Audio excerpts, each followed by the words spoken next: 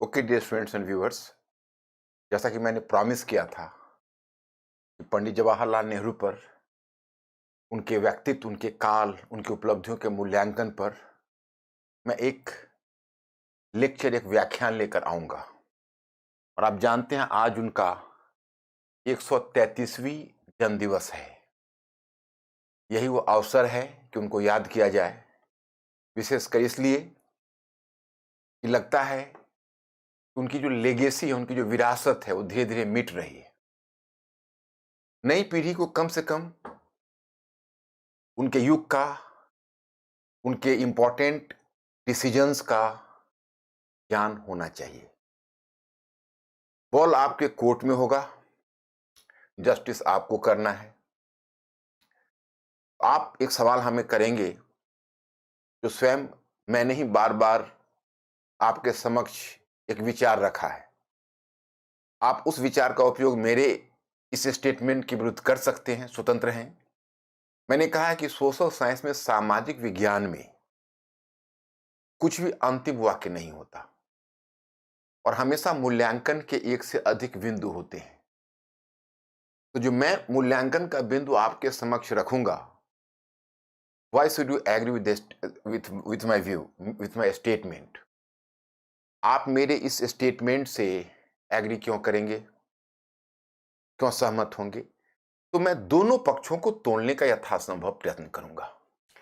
मैंने इसका टाइटल ही दिया है, नेहरू एवं उनका काल, सफल अथवा विफल। क्योंकि नेहरू ने जितने इंपॉर्टेंट डिसीजंस लिए, वह भारत के नेशन बिल्डर भी हैं, महान स्वतंत्रता सेनानी भी हैं, भारत के पहले प्रधानमंत्री हैं। विश्व राजनीति में भी उनका स्थान अद्वितीय रहा है। लेकिन उनके कुछ डिसीजंस हैं, जो डिसीजंस आगे चलकर उसका जो प्रभाव हुआ वो नकारात्मक हुआ है। तो हमें उनकी तमाम उपलब्धियों और डिसीजंस के बीच, उनके तमाम उपलब्धियों, उनकी सीमाओं के बीच, उनके व्यक्तित्व और उनके काल का मूल्यांकन करना है। मैं यथासंभव निष्पक्ष विचार देने का प्रयास करूंगा, लेकिन आप जानते हैं कि मेरा दावा कितना सच होगा वो आप ही निर्णय लेंगे। देखिए, पहले हम आते हैं, एक ब्रिटिश स्कॉलर है 19th सेंचुरी का, उसका नाम है एडवर्ड कारपेंटर। एडवर्ड कारपेंटर ने एक बड़ा ही अच्छा स्टेटमेंट दिया है। वो एक उनका कॉमन स्टेटमेंट है कि the you know villain of one era would be the hero of another. तो उनका इशारा किस तरफ है? तो जिस समय कुछ इन्वायरमेंटलिस्ट जो इन्वायरमेंट की बात उठा रहे थे, उसमें दुनिया इन्वायरमेंट जैसे प्रॉब्लम को गंभीरता से नहीं ले रही थी। कुछ लोग सेक्स फ्रीडम की बात कर रहे थे, जिसको कि 19th सेंचुरी में, विक्टोरियन एज में अमोरल माना जाता था, अनैतिक माना जाता था कि भाई आप सेक्स फ्रीडम की पैरोकारी करते हैं। एडवर्ड कारपेंटर ने उन्हीं को ध्यान में रखकर कहा था कि आज के जो खलनायक है कल नायक बनेंगे। लेकिन पंडित जवाहरलाल नेहरू पर यह बात उल्टी पड़ती है कि कल के नायक आज खलनायक भी हो जाते हैं जब उनके कार्यों का दोबारा मूल्यांकन होता है। तो आज हम लोग यह देखें, उनके कार्यों का मूल्यांकन करते हुए विश्व और भारत की राजनीति में उनका स्थान निर्धारित करने का प्रयत्न करें। पहली बात तो आप लोग जानते हो, आप लोग नई पीढ़ी के लोग हो, और मैं इसमें नई पीढ़ी वाले नहीं, आई एम सॉरी, क्योंकि पुरानी पीढ़ी वाले भी बहुत सारे लोग हैं। तो जब हम किसी के व्यक्तित्व का मूल्यांकन करते हैं तो हमें ज्ञात होता है कि हर डेकेड, हर दशक में उस व्यक्तित्व का पुनर्मूल्यांकन होता है। समय के साथ मूल्यांकन का आधार बदलता जाता है। तो चलिए मैं पहले इस बात की तरफ ध्यान आकर्षित करूं, तब उनके कार्यों की तरफ आपको ले चलूंगा। आखिर पंडित जवाहरलाल नेहरू के विषय में इस तरह की जो धारणा आई और बाद में उनके बहुत सारे निर्णयों को अस्वीकार किया गया और ऐसा माना गया कि ये देश के लिए घातक हुआ, इसकी वजह क्या है? तो मैंने आपको बताया कि देखिए, मैंने कोशिश की है यथासंभव निष्पक्ष रहने का। फिर आप कहेंगे मोटी पुस्तकें, क्योंकि क्योंकि ये मेरी आदत रही है कि थोड़ा-सा मैं अपने पॉइंट ऑफ व्यू को वेरीफ़ाई कराऊँ। देखो, एक Nehru's India a history of 7 myths, ये टेलर और सरमन का है। ये बुक एक फॉरेन स्कॉलर का है जो नेहरू पर भी रिसेंट में आया है, बहुत ही रिसेंट में। ये बुक मेरा पास बहुत पहले से है, इसी वर्ष लेकिन आया। त्रिपुर दमन सिंह का है और आदिल हुसैन एक मशहूर ब्यूरोक्रेट है, उनका है, the debates that defined India, Pandit Jawaharlal Nehru के ऊपर। और नेक्स्ट वन ये है कि Nehru and the spirit of India, जिसमें मानस फिराक भट्टाचार्य का है। इसमें मैंने गौर करके एक चीज देखी कि ये त्रिपुर दमन सिंह का जो बुक है वो निष्पक्ष है बहुत हद तक, और टेलर और सरमन का थोड़ा सा उनका डायरेक्शन अलग है। वो एक समग्र मूल्यांकन वो भी करते हैं। और इधर Nehru and the spirit of India जो मानस फिराकपुरी भट्टाचार्य का है, वह पुस्तक थोड़ा सा नेहरू के प्रति विशेष आदर भाव रखता है। लेकिन जो राम माधव है, आप जानते हैं कि ये इनकी जो राजनीतिक पक्षधरता किधर है, तो ये नेहरू के पक्ष में तो कभी नहीं जाएगी। तो मैंने इनकी पुस्तक को भी आधार बनाया। हालांकि इन्होंने नेहरू पर नहीं लिखा है, इन्होंने द हिंदुत्व पैराडाइम करके लिखा है। लेकिन जब आप पिछले 5 दशकों का मूल्यांकन करने चलते हो तो नेहरू को तो बीच में आना तय है, क्योंकि वो बहुत सारे नीतियों के ट्रेंड सेटर हैं, नीतियों के फाउंडर हैं, इंडियन नेशन बिल्डर हैं। तो कहानी तो नेहरू से ही शुरू होती है, तो जाहिर है कि राम माधव के विचार में नेहरू भी आ गए। एक मैंने पीछे भी एक निखिल मेनन की बुक मैंने पीछे किसी लेक्चर में आपको दिखाया हुआ, प्लानिंग डेमोक्रेसी। इसको मैं रेफरेंस तब दूंगा जब मैं नेहरू की इकोनॉमिक पॉलिसी की बात करूंगा। अब देखिए, काम तो बहुत चुनौतीपूर्ण है, क्योंकि नेहरू के समस्त एरा का मूल्यांकन कुछ या घंटों में करना, यानी एक या हाफ 1.5 आवर में, क्योंकि यह भी ध्यान रखना पड़ता है कि हमारे श्रोताओं के ऊपर कुछ ज्यादा वजन ना पड़े। तो ये अपने आप में एक बहुत चुनौतीपूर्ण काम है, विशेषकर वैसे व्यक्तित्व के लिए जो एक उलिसिस की तरह है, जिसको उद्घाटित करने के लिए एक होमर की जरूरत है। होमर एक बहुत एपिक राइटर है, महाकाव्य का लेखक है, आपने सुना होगा ग्रीक स्कॉलर होमर के बारे में। तो वैसे जवाहरलाल नेहरू की जितनी उपलब्धियां, जितने कार्य, उनकी जितनी नीतियां हैं, उसे तो एक होमर की जरूरत है। चलिए, लेकिन मैं पहले इस मुद्दे पर आपका ध्यान इंगित करूं कि नेहरू के विषय में एक मिसकॉन्सेप्शन फैलने का की वजह क्या है, उनकी बहुत सारी नीतियों को आज क्यों अस्वीकार किया जाता है। इसमें ये बुक तो मैंने बताया, लेकिन एक इस पर बहुत पहले मैंने बुक पढ़ी थी, हालांकि उसका इलेक्ट्रॉनिक वर्जन मेरे पास था, तो मैं वो बुक आपको दिखा दूं। ये verdict on Nehru, the rise and fall of A reputation, ये बुक रामचंद्र गुहा की है। ये बुक मैंने पहले से ही पढ़ा था, लेकिन ये बुक मुझे बहुत अच्छी लगी, क्योंकि रामचंद्र गुहा ने जो वर्डिक्ट ऑन नेहरू दिया है, उसमें उन्होंने इस मुद्दे को उठाया है कि नेहरू के व्यक्तित्व पर क्यों प्रश्न चिन्ह लगता है, क्यों उनके कार्यों, क्यों उनकी उपलब्धियों पर प्रश्न चिन्ह लगाया जाता है। तो इस बुक को मैंने बहुत हद तक आधार बनाया है। और फिर शशि थरूर की बुक है, the invention of Nehru, the invention of India, ये भी रिसेंट की बुक है। तो ये बुक भी शशि थरूर ने उठाया। हालांकि रामचंद्र गुहा वाली बुक मुझे कुछ ज्यादा ही अच्छी लगी, सिर्फ इसलिए नहीं कि हालांकि थोड़ा रामचंद्र गुहा नेहरू के प्रति थोड़ा सा ज्यादा श्रद्धावान है, तो उसका मैंने काउंटर या बैलेंस दूसरे बुक से भी करने की कोशिश की है। तो चलिए, मैं आपको यहाँ पर बताता हूँ कि रामचंद्र गुहा ने एक दो महत्वपूर्ण मुद्दे को उठाया है। ये कहा है कि नेहरू के विषय में इतने सारे विवाद हुए, या उनके जो आज बहुत सारी नीतियां पर प्रश्न चिन्ह लगता है, या कुछ लोग उनके विषय में नेगेटिव प्रचार करते हैं, इसकी वजह क्या हो सकती है, खासकर आजकल सोशल मीडिया के युग में। इसका एक कारण यह है कि वह लॉन्गेस्ट सर्विंग प्राइम मिनिस्टर रहे, सबसे अधिक समय तक उन्होंने प्रधानमंत्री के पद को सुशोभित किया। और आप जानते हो कि he just started just after independence. अगर 1950 से भी आप काउंट करेंगे तो 14 वर्ष एट ए स्ट्रेच वो प्राइम मिनिस्टर रहे। तो इतने जो लॉन्ग सर्विंग प्राइम मिनिस्टर होता है, तो उसमें बहुत सारी गलतियों की संभावना होती है, क्योंकि जितने लंबे समय तक आप शासन करोगे, उतने समय में नीतिगत भूल होने की संभावना होती है। माउंटबेटन ने एक बहुत ही एप्ट रिमार्क दिया है, जो मैं आपसे शेयर करना चाहूंगा। उस रिमार्क को इन्होंने ही कोट किया है।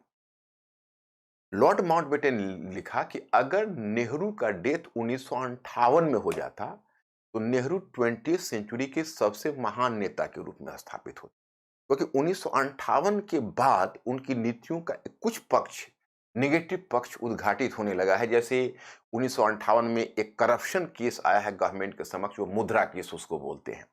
हालाँकि नेहरू के व्यक्तित्व पर डायरेक्ट उन पर कोई आँच नहीं है, लेकिन अगर कोई मिनिस्ट्री या कैबिनेट में कोई बात उठती है तो प्राइम मिनिस्टर के ऊपर आँच अप्रत्यक्ष रूप में आ जाती है। दूसरी बात है, 1959 में केरला की निर्वाचित सरकार को अनुच्छेद 356 का प्रयोग करते हुए, जो नेहरू जैसा डेमोक्रेट जो संविधान को आकार देने में इतनी अहम भूमिका निभाई हो, उसकी सरकार के समक्ष एक well recognized and well through due process of the elections the government has been established in spite of the fact that कि वो लेफ्टिस्ट गवर्नमेंट है, या केरला में वो कम्युनिस्ट गवर्नमेंट था, वो दुनिया का पहला इलेक्टेड गवर्नमेंट था, क्योंकि इससे पहले मार्क्सिज्म या जो कम्युनिज्म है वह कभी भी प्रजातांत्रिक प्रक्रिया इलेक्शन प्रोसीजर को नहीं लेकर चलता।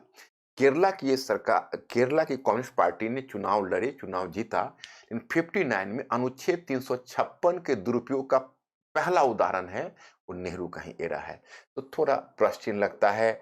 और अंत में जो 1962 का जो चाइनीज डिबेकल है, वह एक कैसा मुद्दा है वो आपको आगे हम जिक्र करेंगे। तो एक फैक्टर ये आता है। दूसरा फैक्टर है कि एस गोपाल उनके बायोग्राफर हैं। एस गोपाल ने एक बात कही है, कहिए कि देखिए, नेहरू का अगर मूल्यांकन हम साधारण स्टैंडर्ड पर या कॉमन जजमेंट से करते हैं, कॉमन स्टैंडर्ड से करते हैं, तो उनके साथ जस्टिस नहीं होगा। क्योंकि हम इस बात को कैसे भूल सकते हैं कि नेहरू के बाद जितने भी प्राइम मिनिस्टर हुए, वो सारे प्राइम मिनिस्टर एक को चलने के लिए एक बना बनाया पाथ था, चाहे वो विदेश नीति हो या घरेलू नीति हो। लेकिन भारत में नेहरू, चीन में माओ सेतुंग, जाम्बिया में केनेथ कोंडा, वियतनाम में हो ची मिन्ह, तो ये जितने भी हेड ऑफ द गवर्नमेंट्स हैं, साउथ अफ्रीका में नेल्सन मंडेला, तो इनको बड़े इंपॉर्टेंट डिसीजन लेने थे जिससे उनके दी राष्ट्र का भविष्य निर्धारित होना था। Because they were the trend setter, means कि they were the first independent government in post colonial era. जैसे कोई भी उपनिवेश की स्वतंत्रता के बाद ये पहली सरकार अपने अपने देशों में थी, चाहे हो ची मिन्ह की सरकार हो, चाहे माओ सेतुंग की सरकार हो, नेहरू की सरकार हो, केनेथ कोंडा की सरकार हो जाम्बिया में, या आप लें तो घाना में क्वामे नक्रुमा की सरकार हो। इन सभी के ऊपर दायित्व बहुत ज्यादा था, क्योंकि इनकी नीति इनके देश के भविष्य को निर्धारित करने वाला था। तो इसलिए पंडित जवाहरलाल नेहरू पर जो वजन पड़ा, वो भारत के किसी भी प्राइम मिनिस्टर से आप उसकी तुलना नहीं कर सकते, क्योंकि बहुत बड़ी रेस्पॉन्सिबिलिटी। तो सेकेंड वन फैक्टर हुआ। थर्ड वन फैक्टर हुआ, रामचंद्र गुहा ने स्वयं क्षोभ व्यक्त किया है कि नेहरू के केस को टार्निश करने में, उनके इमेज को बिगाड़ने में श्रीमती गांधी की सरकार का भी एरा बहुत बड़ी भूमिका निभाई है, क्योंकि उनके बहुत सारे कार्यों, चाहे वो डेमोक्रेटिक प्रोसेस हो, चाहे उनकी जो पॉलिसी ऑफ बैलेंस हो, इन सबको अनडन करने में श्रीमती गांधी, मतलब उन सभी को बिगाड़ने में श्रीमती गांधी की सरकार का रोल रहा है। इसलिए श्रीमती, यह भी एक कारण है कि उनकी लेगेसी को श्रीमती गांधी के काल से बहुत बड़ा धक्का। That is also a fact. And fourth one जो फैक्टर है, उस पर ध्यान, जो एस गोपाल ने भी इसकी तरफ इशारा किया, उनका जो बायोग्राफर है, कि अगर आप किसी व्यक्तित्व या किसी की नीति को एनाक्रोनिस्टिकली, मतलब उसका मूल्यांकन करते हो, रेट्रोस्पेक्टिवली करते हो, मतलब आप अतीत में जाकर, जैसे मैं आपको कंक्रीट एग्जांपल बताता हूं। नेहरू की सरकार 1950-1960 के सच्चाई को बताता है। 1950 और 60 के दशक की परिस्थितियों के आधार पर अगर आप नेहरू की नीति का मूल्यांकन न कर, आप अगर 2010 या 1990 के दशक, या 2010 के दशक, 2020 के दशक, या 2022 के मानदंड से अगर नेहरू की नीति का मूल्यांकन करते हो, तो उनकी बहुत सारी नीतियां बिल्कुल ही असंबद्ध और बिल्कुल ही अपरिपक्व आपको दिखेगी, क्योंकि वह उन समय की परिस्थितियों के लिए है जब नेहरू का एरा था। उस समय उस समय जो विश्व की परिस्थितियां क्या थी और भारत की परिस्थितियां क्या थी, यह नेहरू की नीति के मूल्यांकन का आधार होना है। तो चलिए, ये मैंने 4 बातें आपको बताई। अब चलिए, अब हम आपको ले चलते हैं दूसरी तरफ, क्योंकि हमारे सामने चुनौतियाँ बड़ी है, उपलब्धियों का समीक्षात्मक मूल्यांकन। तो पहला हम स्वतंत्रता आंदोलन में देखें कि स्वतंत्रता आंदोलन में नेहरू का क्या योगदान रहा, और फिर हम राष्ट्र निर्माण में देखें। तो चलिए, स्वतंत्रता आंदोलन में अगर आप मूल्यांकन की बात करेंगे, तो मैंने यहाँ 4 मुद्दे उठाए हैं। मैंने कहा कि देखिए, एक है कि स्वतंत्रता का अर्थ विस्तार। आप याद करें, 1920 के दशक में आप लोग सभी लोगों को स्वतंत्रता आंदोलन का इतिहास पता है। केवल मैं उस पहलू की तरफ इशारा करना चाहूंगा कि what changes were brought by Jawaharlal Nehru और what imprint was placed by the personality of Jawaharlal Nehru on the course of the national movement of India. जैसे पंडित जवाहरलाल नेहरू के व्यक्तित्व ने राष्ट्रीय आंदोलन पर क्या छाप छोड़ी है। जैसे आंदोलन तो चल ही रहा था, ठीक है। 1920 के दशक में गांधीवादी एरा आ गया, यह भी सही है। 1920 के दशक में ही पंडित जवाहरलाल नेहरू का भी भारतीय राजनीति में सक्रिय भागीदारी शुरू हुई। वैसे 1916 में उनकी मुलाकात गांधी जी से हुई और फिर वो आकर्षित हुए, राजनीति की तरफ सक्रिय हुए। बल्कि उनका आरंभिक जुड़ाव कहीं न कहीं प्रतापगढ़ के किसान आंदोलन से ही रहा था। हालाँकि प्रत्यक्ष नहीं, अप्रत्यक्ष रूप में ही सही, उन्होंने सपोर्ट किया था और किसान नेता भी उनके संपर्क में रहे थे। 1920 के दशक से वो काफ़ी एक्टिव हो गए पॉलिटिक्स में। तो अब यहाँ पर गौर करके आप देखेंगे कि गांधी जी के आगमन के बाद गांधी जी ने स्वतंत्रता के अर्थ का विस्तार किया सामाजिक क्षेत्र में।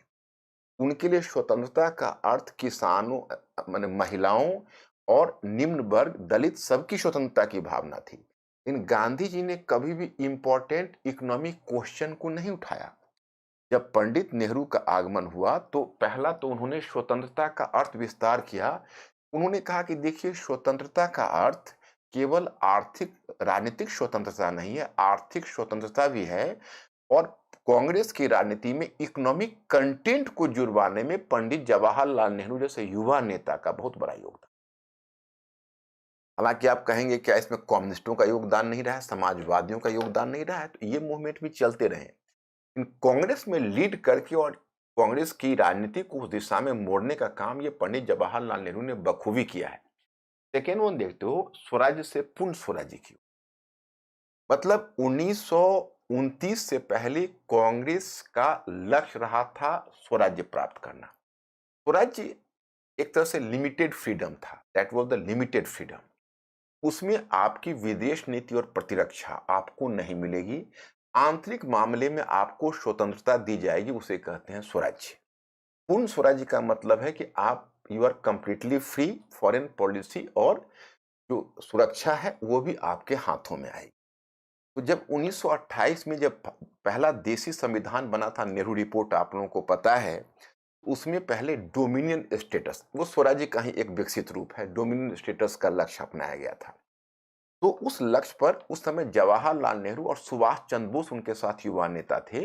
दोनों ने मिलकर दबाव बनाया और उस समय नेहरू और सुभाष ने मिलकर इंडिपेंडेंस फॉर इंडिया लीग के माध्यम से युवाओं में पूर्ण स्वतंत्रता के विचार को फैलाया और नेहरू रिपोर्ट पर दबाव डाला कि आप पूर्ण स्वराज्य के प्रस्ताव को पारित करिए, यानी उसको एक्सेप्ट करिए। हालांकि नेहरू संविधान ने, यानी नेहरू रिपोर्ट ने, जो मोतीलाल नेहरू की अध्यक्षता में बनी थी, उसने पूर्ण स्वराज्य के लक्ष्य को तो नहीं अपनाया, लेकिन हाँ, इन युवा नेताओं के दबाव में एक बदलाव लाया गया कि अगर 1 वर्ष के अंदर स्वतंत्रता नहीं, अगर स्वराज्य सरकार ने नहीं दिया, यानी डोमिनियन स्टेटस नहीं दिया, तो फिर कांग्रेस पूर्ण स्वराज्य की तरफ जाएगी। तो इसलिए जब 1 वर्ष का समय समाप्त हो गया तो 1929 के लाहौर अधिवेशन ने पूर्ण स्वराज्य का प्रस्ताव पारित किया। तो इसमें आपने देखा स्वतंत्रता का अर्थ विस्तार में आप देखोगे आर्थिक स्वतंत्रता, ये आर्थिक स्वतंत्रता को कांग्रेस के कार्यक्रम में शामिल करना, स्वराज्य से पूर्ण स्वराज्य की ओर आप 1929 का लाहौर अधिवेशन ध्यान रखो।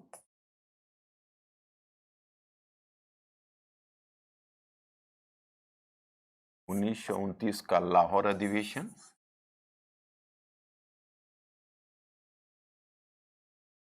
इसी में पूर्ण स्वराज्य का प्रस्ताव है। फिर मैं आपको बताना चाहता कि कांग्रेस की राजनीति में नवीन गतिशीलता। कांग्रेस की राजनीति में नवीन गतिशीलता का मतलब यह हुआ कि युवा नेताओं की सक्रियता,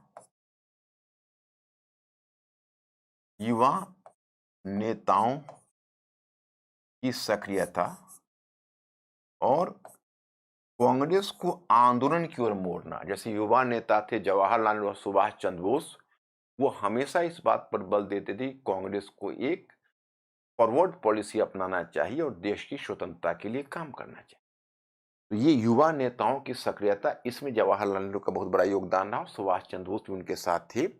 और कांग्रेस के संरचनात्मक परिवर्तन में भूमिका, दैट इज कॉल्ड कांग्रेस के संरचनात्मक परिवर्तन में भूमिका। जब इस भूमिका पर आप निगाह डालेंगे तो इसमें आपको पता चलेगा कि आप 1930 के कराची अधिवेशन से, 1931 के कराची अधिवेशन से शुरू करिए और फिर आपको पता चलेगा कि कांग्रेस के कार्यक्रम को आर्थिक दिशा में मोड़ने में पंडित जवाहरलाल नेहरू का बहुत बड़ा योगदान रहा है। उसने कांग्रेस पर निरंतर दबाव डाला है। उस मुद्दे पर उनको कम्युनिस्टों से भी सहमति बनी है और कांग्रेस समाजवादी दल के नेताओं से भी सहमति बनी है, क्योंकि जब कांग्रेस समाजवादी दल कांग्रेस में बना था, कांग्रेस के अंतर्गत बना था, जिसमें आप देखेंगे जिस दल में बहुत सारे जयप्रकाश नारायण थे, अशोक मेहता, संपूर्णानंद सिंह, मीनू मसानी। तो जब यह आचार्य नरेंद्र देव, तो जब यह पार्टी बनी थी तो भले ही डायरेक्ट उसमें पंडित जवाहरलाल नेहरू नहीं शामिल हुए, लेकिन हाँ, उन्होंने इस पार्टी को आशीर्वाद अवश्य दिया था। यह भी एक बहुत बड़ा फैक्टर है। इन्होंने कांग्रेस की राजनीति को भी धीरे धीरे समाजवाद की दिशा में मोड़ने का प्रयत्न किया। 1931 का कराची अधिवेशन, हालांकि अध्यक्षता तो वल्लभ भाई पटेल ने की थी, 1929 के लाहौर अधिवेशन की अध्यक्षता करते हुए उन्होंने कहा था कि मैं समाजवादी हूं और मुझे राजाओं और राजकुमारों में विश्वास नहीं है। फिर जब 1936 में लखनऊ अधिवेशन और 1937 में फैजपुर अधिवेशन आया, तो उन दोनों अधिवेशनों में उन्होंने प्रगतिशील कृषि कार्यक्रम को पारित किया था। और 1936 के लखनऊ अधिवेशन, 1937 के फैजपुर अधिवेशन की अध्यक्षता इन्होंने की थी और उसी में इतने प्रगतिशील कार्यक्रम पारित हुए थे। तो 1938 का हरिपुरा अधिवेशन हुआ था। 1938 के हरिपुरा अधिवेशन में भी इन्होंने, उस समय हालांकि उसकी अध्यक्षता तो सुभाष ने की थी, उसमें नेहरू भी उनके साथ थे, और उसमें एक योजना समिति का गठन हुआ था, जिस योजना समिति का अध्यक्ष नेहरू को ही बनाया गया था।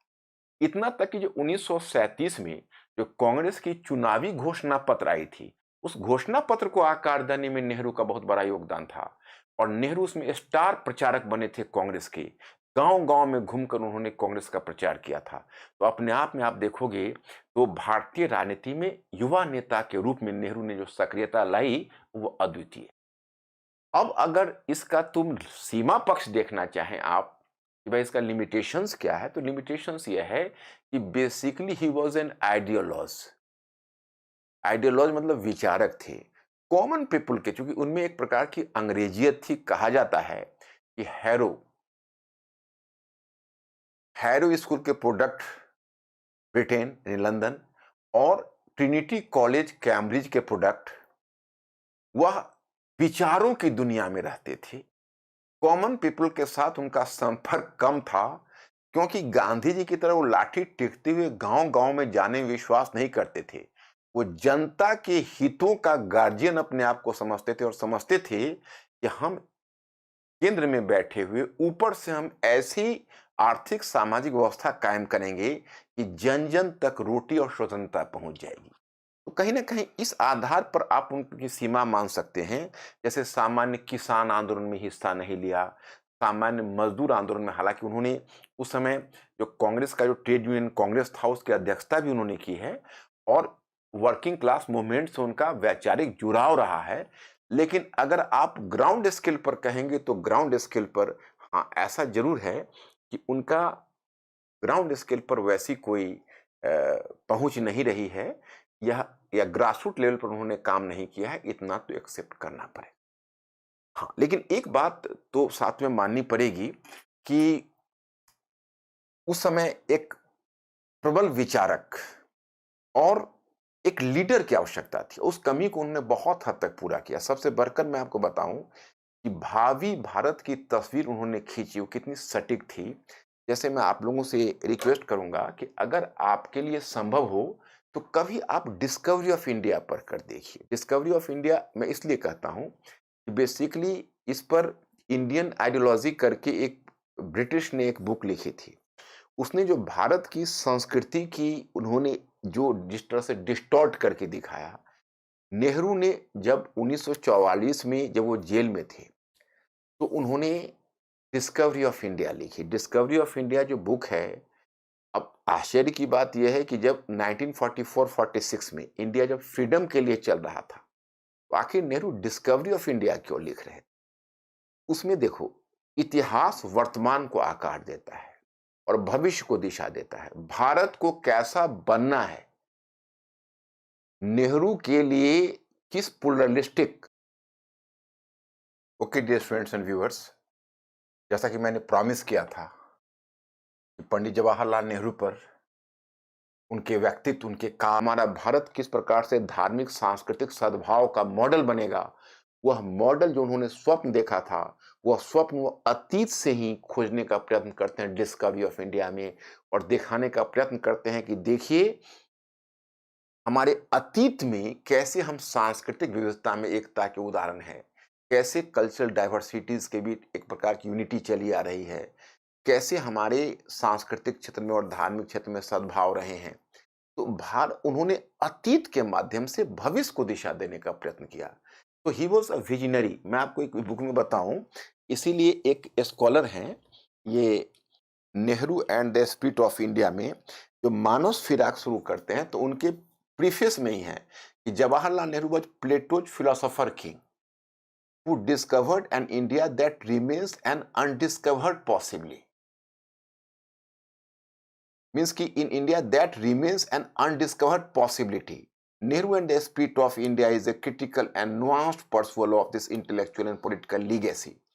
जैसे इस लेगेसी के बारे में, जवाहरलाल नेहरू के बारे में ये जो लिखते हैं मानस फिराक भट्टाचार्य, ये कहते हैं कि यह प्लेटो के फिलोसोफर किंग की तरह है। आप देखिए प्लेटो, तो आप जानते हो कि जो वो ग्रीक स्कॉलर, उसने एक परिकल्पना दी थी, क्योंकि मैं इसको थोड़ा स्पष्ट कर दूं कि राजा को कैसा होना चाहिए। अब वो तो एंशिएंट टाइम में लिख रहा है, मतलब क्रिश्चियन सेंचुरी से पहले लिख रहा है, तो उसकी तो बात छोड़िए, तो उस युग के लिए लिख रहा है, इसलिए किंग शब्द का प्रयोग करा। फिलोसोफर किंग मतलब एक जो राजा है, उस राजा को एक दार्शनिक होना चाहिए।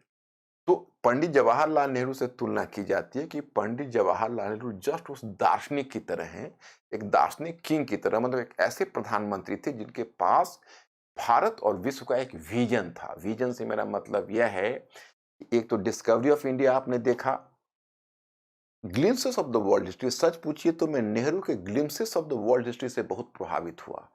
मतलब उन्होंने एक तरह से काउंटर किया है कॉलोनियल हिस्टोग्राफी को। औपनिवेशिक इतिहास लेखन है, उस उनको उन्होंने विश्व इतिहास की एक झलक में उन्होंने एक बड़ा ही काउंटर तस्वीर दिखाई है। बहुत ही अच्छी पुस्तक है। अगर कोई नॉलेज के लिए पढ़ना चाहे तो most welcome, that is a great piece of literature and history I think.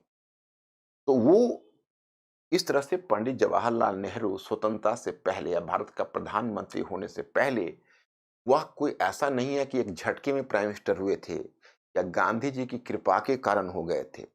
9 वर्षों तक वो जेल में रहे थे और एक एक राष्ट्रीय मुद्दे पर उनका विचार स्पष्ट था, चाहे वह माइनॉरिटी कम्युनिटीज की बात हो, अल्पसंख्यक समूह की बात हो, या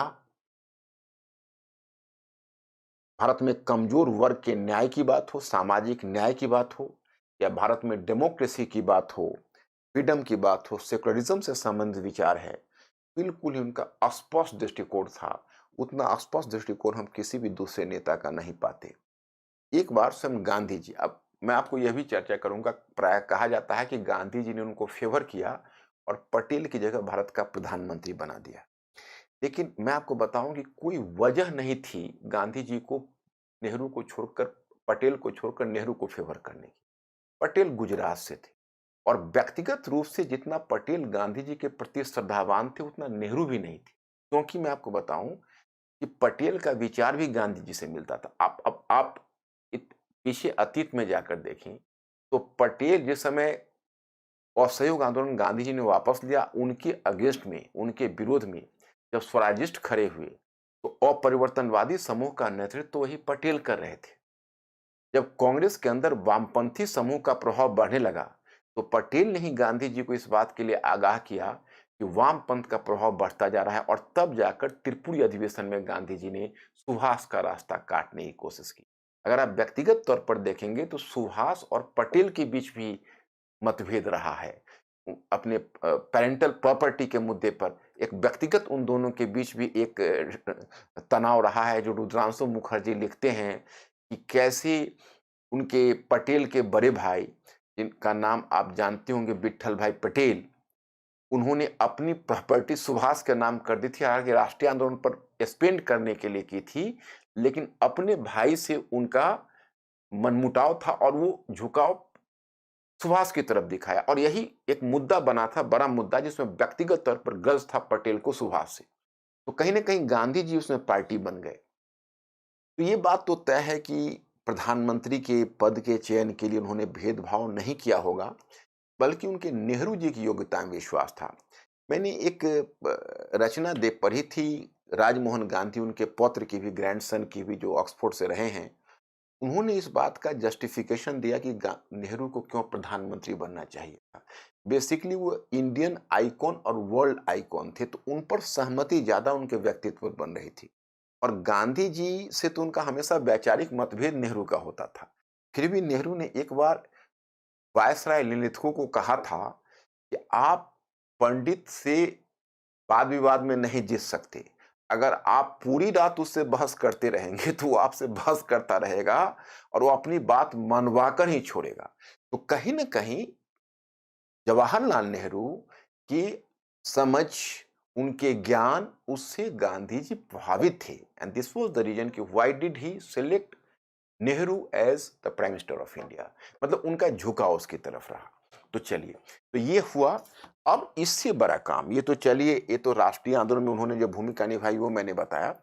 लेकिन अब सबसे महत्वपूर्ण बात है राष्ट्र निर्माण में भूमिका, क्योंकि भारत के पहले प्रधानमंत्री बने थे। देखिए, मोहम्मद अली जिन्ना की एक गलती ने पाकिस्तान को विभाजित कर दिया। मोहम्मद अली जिन्ना की एक गलती ने पाकिस्तान को विभाजित कर दिया। वह यह, उसने जाकर पूर्वी पाकिस्तान में कहा था कि आप बांग्ला को छोड़कर उर्दू भाषा को अपनाइए। और उर्दू के मुद्दे पर किस तरह से मतभेद बढ़ता गया कि आखिर एक स्वतंत्र बांग्लादेश राष्ट्र बन गया। आप अगर देखेंगे, तो आपको पता चलेगा कि कई ऐसे एशियो अफ्रीकन देश थे जिसके हेड ऑफ द गवर्नमेंट ने जो गलती की, तो वो देश गृह युद्ध का शिकार हो गया। लेकिन उस समय आप जरा सोचिए, जरा अनुमान करिए कि पंडित जवाहरलाल नेहरू पर डिसीजन मेकिंग का कितना बड़ा अधिभार था। अब उन्होंने जो पॉलिसी अपनाई है, वो पॉलिसी में उन्होंने कहां कहां सही किया है, कहां कहां गलती की है, उस पर नजर डालिए। पहले चलिए, भारत की संकल्पना, भारतीय राष्ट्र की संकल्पना के विकास में योगदान। सबसे पहले तो प्रधानमंत्री बनने के बाद या उससे पहले इस बात को उन्होंने स्पष्ट कर दिया कि भारत धर्मनिरपेक्ष होगा, यानी सेकुलर पॉलिसी की तरफ उनका झुकाव था। और उन्होंने बिल्कुल ही स्पष्ट कर दिया कि इंडिया वुड बी सेकुलर। हालांकि इसमें केवल अकेला नेहरू का योगदान नहीं है, पूरे राष्ट्रीय आंदोलन के दरमियान हमारे नेताओं ने सेकुलर इंडिया के बारे में ही सोचा था।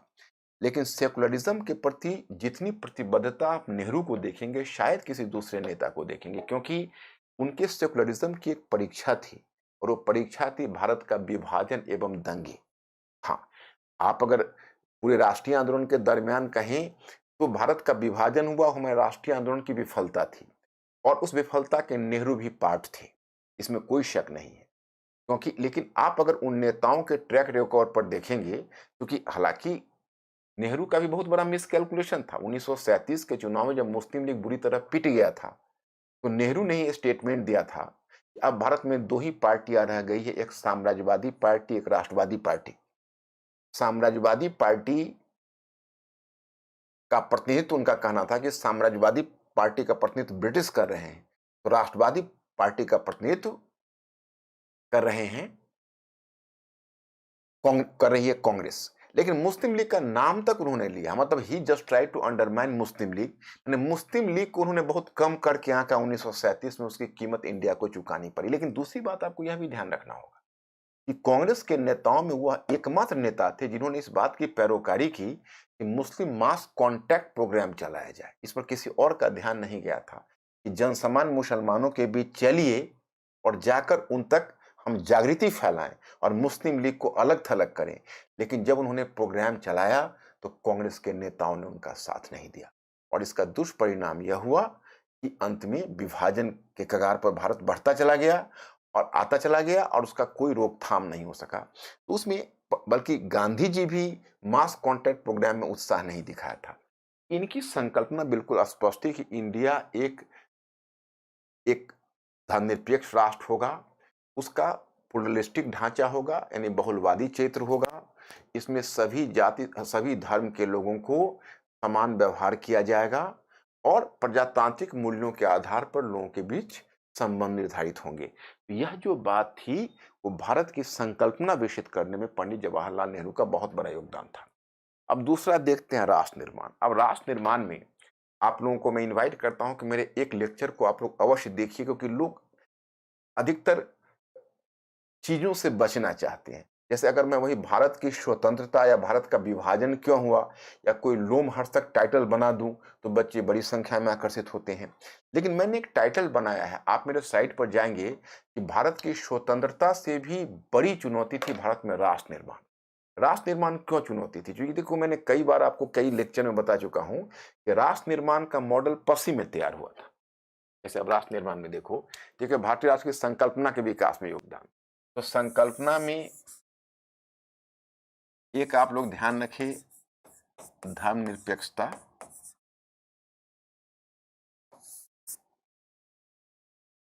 प्रजातंत्र,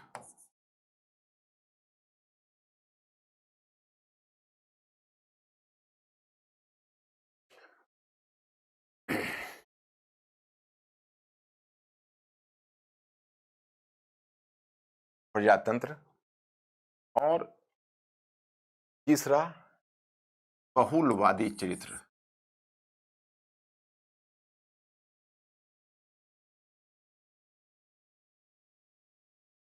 बहुलवादी चरित्र का मतलब है एकरूपता नहीं होगी, विविधता होगी, सभी को अधिकार होगा, किसी के अधिकार को दबाया नहीं जाए। एक पहलू पर मैं आपका ध्यान इंगित करना चाहता हूं कि जब संविधान सभा का गठन हुआ तो संविधान सभा में कहा जाता है बिग फोर। बिग फोर में कौन थे? तो पंडित जवाहरलाल नेहरू, वल्लभ भाई पटेल, मौलाना अबुल कलाम आजाद, ये तीन बड़े, बहुत बड़े व्यक्तित्व थे। और डॉक्टर भीमराव अंबेडकर को भी एक महत्वपूर्ण, तो संविधान प्रारूप समिति के अध्यक्ष ही थे, तो बहुत बड़ा दायित्व डॉक्टर भीमराव अंबेडकर पर दिया गया था। तो आप देखेंगे संविधान के हर जगह पर उसके संचालन में और प्रजातांत्रिक मूल्यों को स्थापित करने में पंडित जवाहरलाल नेहरू का बहुत बड़ा योगदान रहा था। मैं एक मिनट राष्ट्र निर्माण की संकल्पना को रोकता हूं, थोड़ा उधर ले चलता हूं, क्योंकि उधर वाली चीज भी नेग्लेक्टेड नहीं होनी चाहिए। बहुत बड़ा योगदान उनका है। जैसे देखिए, प्रियम्बल, जैसे आपने देखा होगा संविधान की उद्देशिका, आप पॉलिटी के बुक में पढ़ते होंगे, उसको लेकर नेहरू प्रकट हुए। तो संविधान की उद्देशिका बनाने में नेहरू का भी प्रभाव था। डॉक्टर भीमराव अंबेडकर तो एक बहुत बड़ा काम कर रहे थे, नेहरू का भी प्रभाव था, नंबर वन। नंबर टू, अब देखेंगे जब बात मौलिक अधिकार पर आई थी तो पंडित जवाहरलाल नेहरू ने उसमें प्रभावित करने की कोशिश की थी कि देखिए, आप ऐसा करें कि आप जो संपत्ति का अधिकार है, राइट टू प्रॉपर्टी, उसको मौलिक अधिकार में शामिल ना करें, क्योंकि वो जानते थे कि अगर भारत को हमें प्रजातांत्रिक भारत बनाने के साथ साथ सामाजिक न्याय दिलवाना है तो भारत में जितनी आर्थिक विषमता है उसमें हमें ऐसे कदम उठाने होंगे कि जो संपत्तिशाली वर्ग है उसे संपत्ति छीन कर और हमें निर्धनों के बीच बांटना होगा। तो ऐसी स्थिति में इनका यह कहना था कि ऐसी स्थिति में अगर हम संपत्ति के अधिकार को मौलिक अधिकार में शामिल कर देंगे तो संपत्ति के अधिकार में हम छेड़छाड़ नहीं कर पाएंगे और इसका दुष्परिणाम ऐसा ऐसा होगा कि एक दिन हमारी पूरी जो प्रजातांत्रिकरण की प्रक्रिया है वो ध्वस्त हो जाए। क्योंकि इस बात को तो मैं आपको बताना चाहूँगा कि इस बात को डॉक्टर भीमराव अंबेडकर भी एक्सेप्ट कर रहे थे। लेकिन अब सवाल खड़ा होता है कि उसमें वल्लभ भाई पटेल ने इस बात को अपोज किया। उन्होंने कहा कि नहीं, संपत्ति का अधिकार अगर आप मौलिक अधिकार में नहीं देंगे, तो जो हमारे निवेशक हैं, हमारे पूंजीपति हैं या जो हमारे बाहर के निवेशक हैं, उनको हमारी व्यवस्था में विश्वास नहीं आएगा। तो चलिए अंत में तो मैं आपको यह बताना चाहता कि वहाँ पर भी हर स्टेप पर जैसे आप देखेंगे डॉक्टर भीमराव अंबेडकर के साथ मिलकर इन्होंने हिंदू कोड बिल में लड़कियों को प्रॉपर्टी में समान अधिकार दिलाने की वकालत की थी। हालांकि इसके लिए पंडित जवाहरलाल नेहरू की आलोचना भी होती है, क्योंकि बाद में वो बैकआउट कर गए, क्योंकि जब लगा कि उनकी सरकार हिल जाएगी और उनकी सरकार में विरोध शुरू हो गया, तो बाद में वो बैकआउट कर गए और डॉक्टर भीमराव अंबेडकर अलग थलग पर गए। और यह वजह है कि डॉक्टर भीमराव अंबेडकर उस समय कांग्रेस के विधि मंत्री के पद पर थे, उसे त्यागपत्र देकर और स्वतंत्र रूप में चुनाव लड़ना स्वीकार किया था। तो यहाँ पर नेहरू जी का ये फेलियर माना जाता है। ये उन्होंने सरकार की बाध्यता को समझा, लेकिन वहां सिद्धांत से उनको पीछे हटना पड़ा था। तो संविधान निर्माण के हर चरण में नेहरू का बहुत बड़ा योगदान। और आप देखेंगे कि जब प्रजातांत्रिक, सबसे बड़ी बात है कि हमें यह नहीं भूलना चाहिए, जिस समय हमारा संविधान बन रहा था उस समय भारत का विभाजन हुआ था। 10 लाख लोगों को रिपैट एक तरह से रिपैट्रिएशन हुआ था, सॉरी, 10 मिलियन लोगों को, 1 करोड़ लोग, पंजाब में केवल 1 करोड़ 40 लाख लोग अपनी जगह बदल रहे थे, एक क्षेत्र से दूसरे क्षेत्र में जा रहे थे। 10 लाख लोग दंगे में मारे गए थे। चारों तरफ देश में रक्तपात और हिंसा छिड़ी हुई थी। हिंदू और मुस्लिम के बीच जो म्यूचुअल डिस्ट्रस्ट था, पारस्परिक आत्मविश्वास था और घृणा थी, अपनी पराकाष्ठा पर थी। उस समय अगर नेहरू ने धर्मनिरपेक्ष नीति को बचाने की बात की और वल्लभ भाई पटेल से इस मुद्दे पर उनका विचार विमर्श भी हुआ, और वल्लभ भाई पटेल को भी उन्होंने साफ शब्दों में कहा कि पाकिस्तान के हुक्मरान ने वहाँ हिंदुओं के साथ नाइंसाफी की है, लेकिन हम भारतीय हुक्मरान, हम मुसलमानों के साथ नाइंसाफी नहीं कर सकते। जो क्योंकि जो न्याय है वो विभाजित नहीं होता, जस्टिस सभी के लिए होता है, और हमें हिंदू और मुसलमानों को एक ही दृष्टि से देखना है और दोनों को सुरक्षा प्रदान करनी है। वो भारतीय नागरिक पहले हैं और हिंदू और मुसलमान बाद में हैं। आप समझ सकते हैं कि देश जिस तरह के उथल पुथल के दिशा में गुजर रही थी, जितने रक्तपात और हिंसा हो रहे थे, अगर दूसरा कोई प्रधानमंत्री होता तो अपनी आंखें फेर लेता, और जो फिर भारत में जो होता उसकी आप परिकल्पना नहीं कर सकते। तो मैं आपको ये बताना चाहता, यह अपने आप में बहुत बड़ा योगदान। उसके बाद एक और मैं दिलचस्प बात बताऊं, भारत, आप लोग विश्व इतिहास में भी इस चीज को देखोगे कि भारत आजादी के यानी सेकेंड वर्ल्ड वॉर के बाद स्वतंत्रता हासिल करने वाला पहला देश भारत था 1947 में। इसलिए भारत एशियाई अफ्रीकी देशों में एक नजीर था। भारत जो भी निर्णय लेता, वो निर्णय पूरे एशियाई और अफ्रीकी देश उसको फॉलो करते। अब देखिए भारत में मुद्दा यह हुआ कि भारत क्या करे। इसमें योगेंद्र यादव, जैसे मैंने एक दो और लेक्चर में कोट किया है, उनकी ये बात मुझे बड़ी इंप्रेसिव लगी कि the major contribution of India is कि India democratize the idea of democracy. Bharat ने प्रजातंत्र की विचारधारा का प्रजातांत्रिकरण किया। ये अपने आप में बहुत बड़ी बात है, क्योंकि इससे पहले माना जाता था कि प्रजातंत्र केवल मुट्ठी भर पश्चिमी देश, जिनकी आर्थिक स्थिति अच्छी है, जिनकी साक्षरता दर ज्यादा है, जो सामाजिक रूप से अधिक विकसित हैं, जो विकास के खास स्तर पर पहुंच चुके हैं, प्रजातंत्र उसी की थाती है, प्रजातंत्र उसी की बपौती है। लेकिन नेहरू उस समय, आप देखेंगे भारत के पहले प्रधानमंत्री के रूप में इन्होंने चुनाव और संविधान सभा ने सार्वत्रिक व्यस्त मताधिकार को अपनाया और बड़े उत्साह से इन्होंने लागू करने का जोश दिखाया। मैं आपको बताऊं कि उसमें कुछ पश्चिमी पर्यवेक्षक ऐसे थे जो यहां तक कह रहे थे कि देखिए भारत को एक संवैधानिक राजतंत्र अपना लेना चाहिए, भारत को प्रजातंत्र स्थापित करने की बात नहीं सोचनी चाहिए, क्योंकि भारत ऐसे देशों के लिए प्रजातंत्र नहीं है।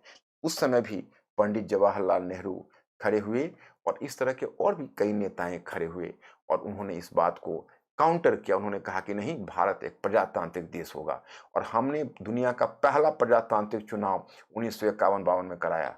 और मैं आपको बता दूं कि उस समय पंडित जवाहरलाल नेहरू ने 25,000 किलोमीटर की यात्रा की, मैंने 25,000 मील की उन्होंने यात्रा की, और यात्रा करके उन्होंने जो चुनाव प्रचार 1951-52 में किया, गांव गांव गांव में गए और गांव गांव में उनकी झलक देखने के लिए लोग लालायित थे।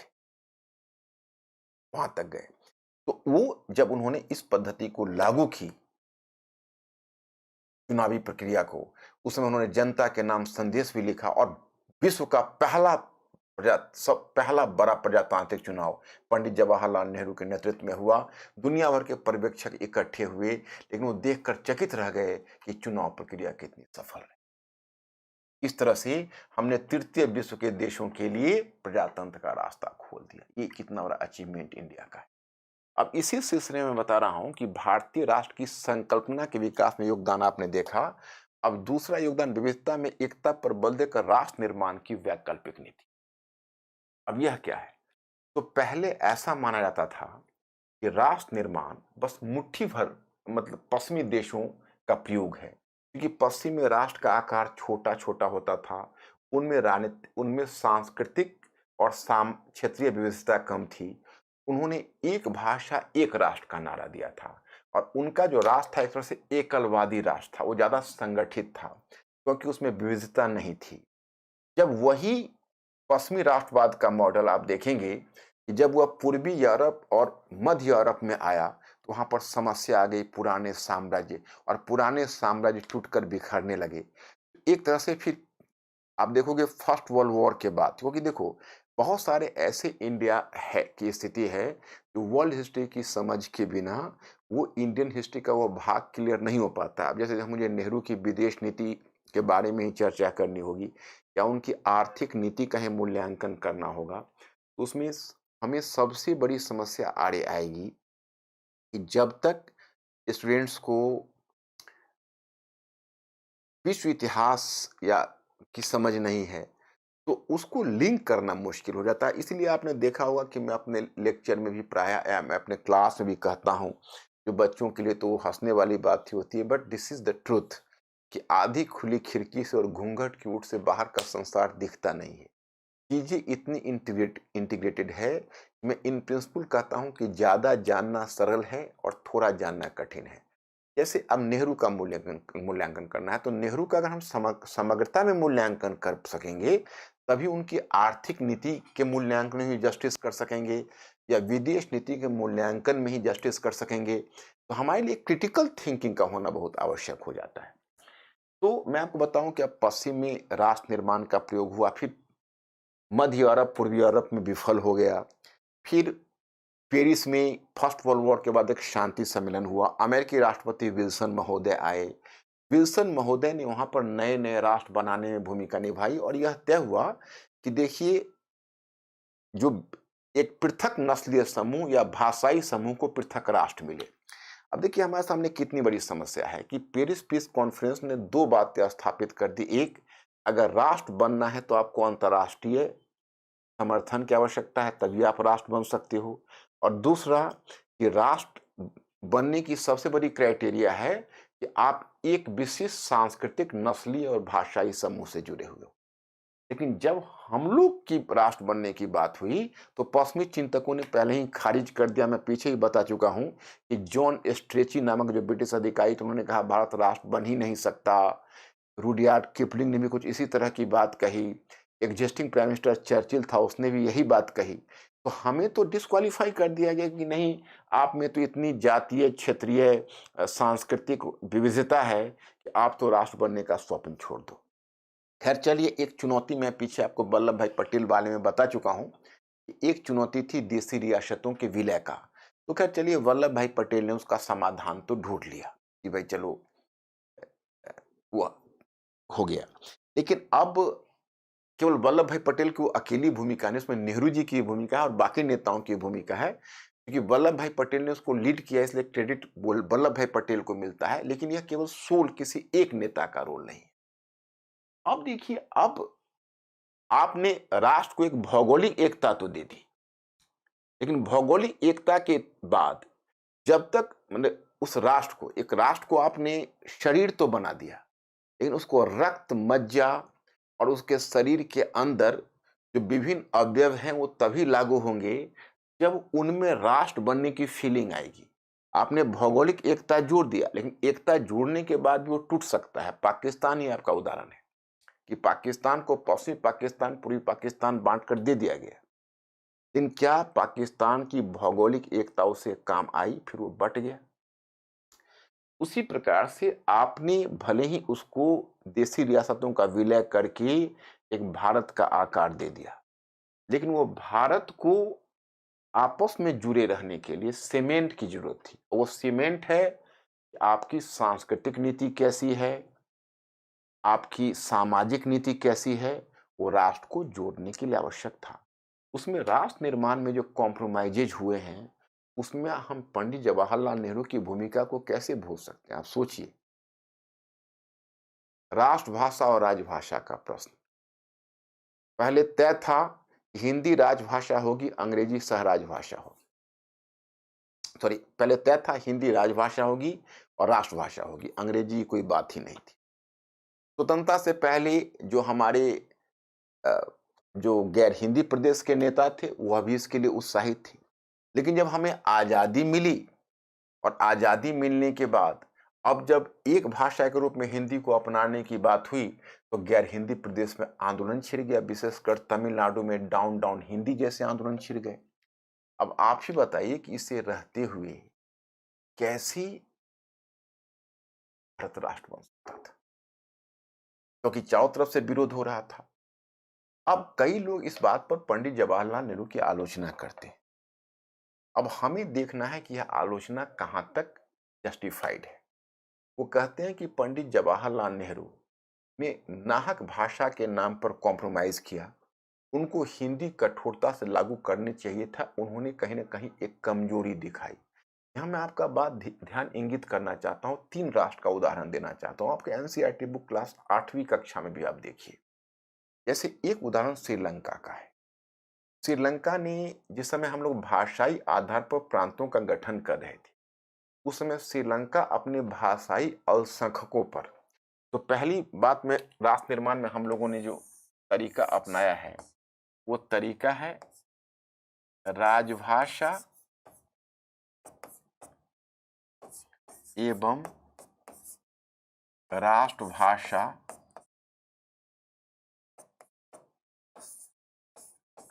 के मुद्दे पर समझौता।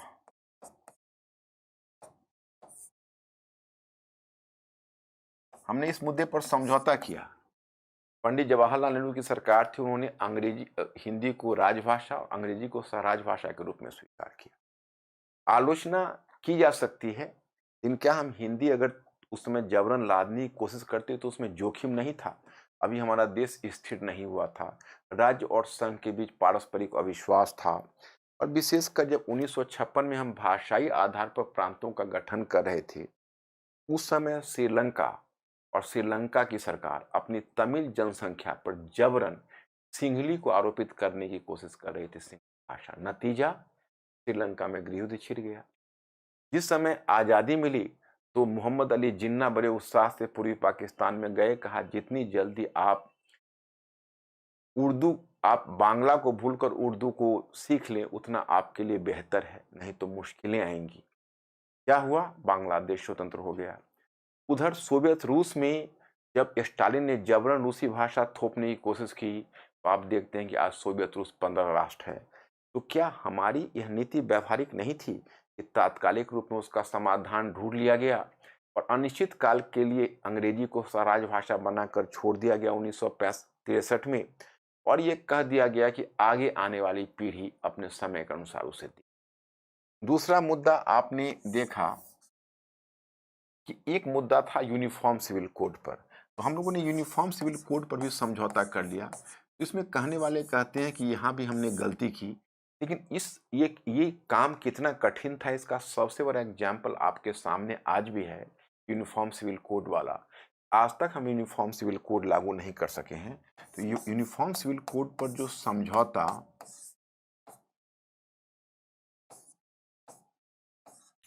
कोड पर समझौतावादी रुख, तो इसको भी फ्यूचर जनरेशन के लिए छोड़ दिया गया कि चलो, जो भविष्य का लोग जैसा चाहेंगे वैसा होगा, इसमें हमें तत्काल कोई डिसीजन नहीं लेना। फिर तीसरा आया भाषाई आधार पर प्रांतों का गठन। भाषाई आधार पर प्रांतों का गठन भी हमारे सामने एक महत्वपूर्ण मुद्दा बनकर आया, क्योंकि जब ये मांग आंध्र प्रदेश से उठी और इसने बड़ा बुरा रुख पकड़ा, तो अंत में 1953 में ही नेहरू की सरकार ने समझौता कर लिया। उस समय भी जो पारस्परिक अविश्वास की भावना आती, तो क्या इसको आपके कोर्ट में मैं रखता हूं, इसको आप क्या मानते हैं? न्यायपूर्ण निर्णय था या अन्यायपूर्ण निर्णय था, या गलत निर्णय था या सही निर्णय था? Ball is in your court. क्योंकि आप, लेकिन आप ये निर्णय लेने से पहले मेरा एक सजेशन है कि आप बाकी देशों के रुख को अपने ध्यान में रखेंगे कि इसका रिपरकशन बाकी देशों पर कैसा पड़ा। और चौथा मुद्दा आपको मैं कह सकता हूं कि चौथा मुद्दा है कि कुछ देश, जैसे दो तरह के संघ होते हैं, एक को कहते हैं समांगी संघ, दूसरे को विषमांगी संघ। दुनिया में अभी 11 संघ हैं। संयुक्त राज्य अमेरिका समांगी संघ के उदाहरण है। समांगी संघ में होता है कि जितने भी राज्य हैं उनको समान अधिकार है। विषमांगी संघ का मतलब है आपको कुछ कुछ क्षेत्रों की विशिष्ट स्थिति को स्वीकार करना। जरा गौर करके देखिए कि ऐसे जो विषमांगी संघ होते हैं वैसे राज्यों में होते हैं जहां पर कुछ राज्य अलगाववाद की मांग करते हैं और वो हमारे संघ में शामिल नहीं होना चाहते, तो उनको हम विशेष कंसेशन देते हैं। तो कनाडा इस संघ का उदाहरण है, जहां पर क्यूबेक को विशेष कंसेशन देकर उसको स्पेशल स्टेटस दिया गया था। हमने कनाडियन मॉडल को अपनाते हुए 370 के तहत जम्मू और कश्मीर को और 371 के तहत कई राज्यों को हमने विशिष्ट स्थिति को स्वीकार किया। खैर चलिए, 370 तो समाप्त हो चुका, पर 371 आज भी हमारे संविधान में शामिल है और उसमें राज्य अधिकार भोग रहे हैं। तो एक तो ये फैक्टर हुआ, अनुच्छेद 370, अनुच्छेद 371। और नेक्स्ट वन फैक्टर है कि धर्मनिरपेक्षता की नीति। अगर हमें अपने बहुलवादी क्षेत्र को बनाना है, तो भले ही धर्मनिरपेक्षता शब्द का प्रयोग श्रीमती गांधी ने आगे चलकर किया संविधान की प्रस्तावना में, इन धर्मनिरपेक्षता की नीति को हमने अपनाया। मौलिक अधिकार में हमने जो धार्मिक और भाषाई अल्पसंख्यक है उन्हें सुरक्षा दी। तो देखिए, नेहरू की सांस्कृतिक नीति को तो सफल माना जाता है। वैसे भाषाई आधार पर आपका क्या विचार है? या राष्ट्र या जो प्रांत, भाषाई आधार पर प्रांतों का गठन है, क्या ये हमारा गलत निर्णय था? या फिर राजभाषा राष्ट्रभाषा का निर्णय है, ये क्या गलत निर्णय था? क्योंकि हमारे संविधान की 8वीं अनुसूची में पहले 14 भाषाओं को अपनाया गया, जिसको आप राष्ट्रभाषा कह सकते हैं, और फिर उसकी संख्या बढ़कर वर्तमान में 22 हो गई है। इस पर आपको डिसीजन है।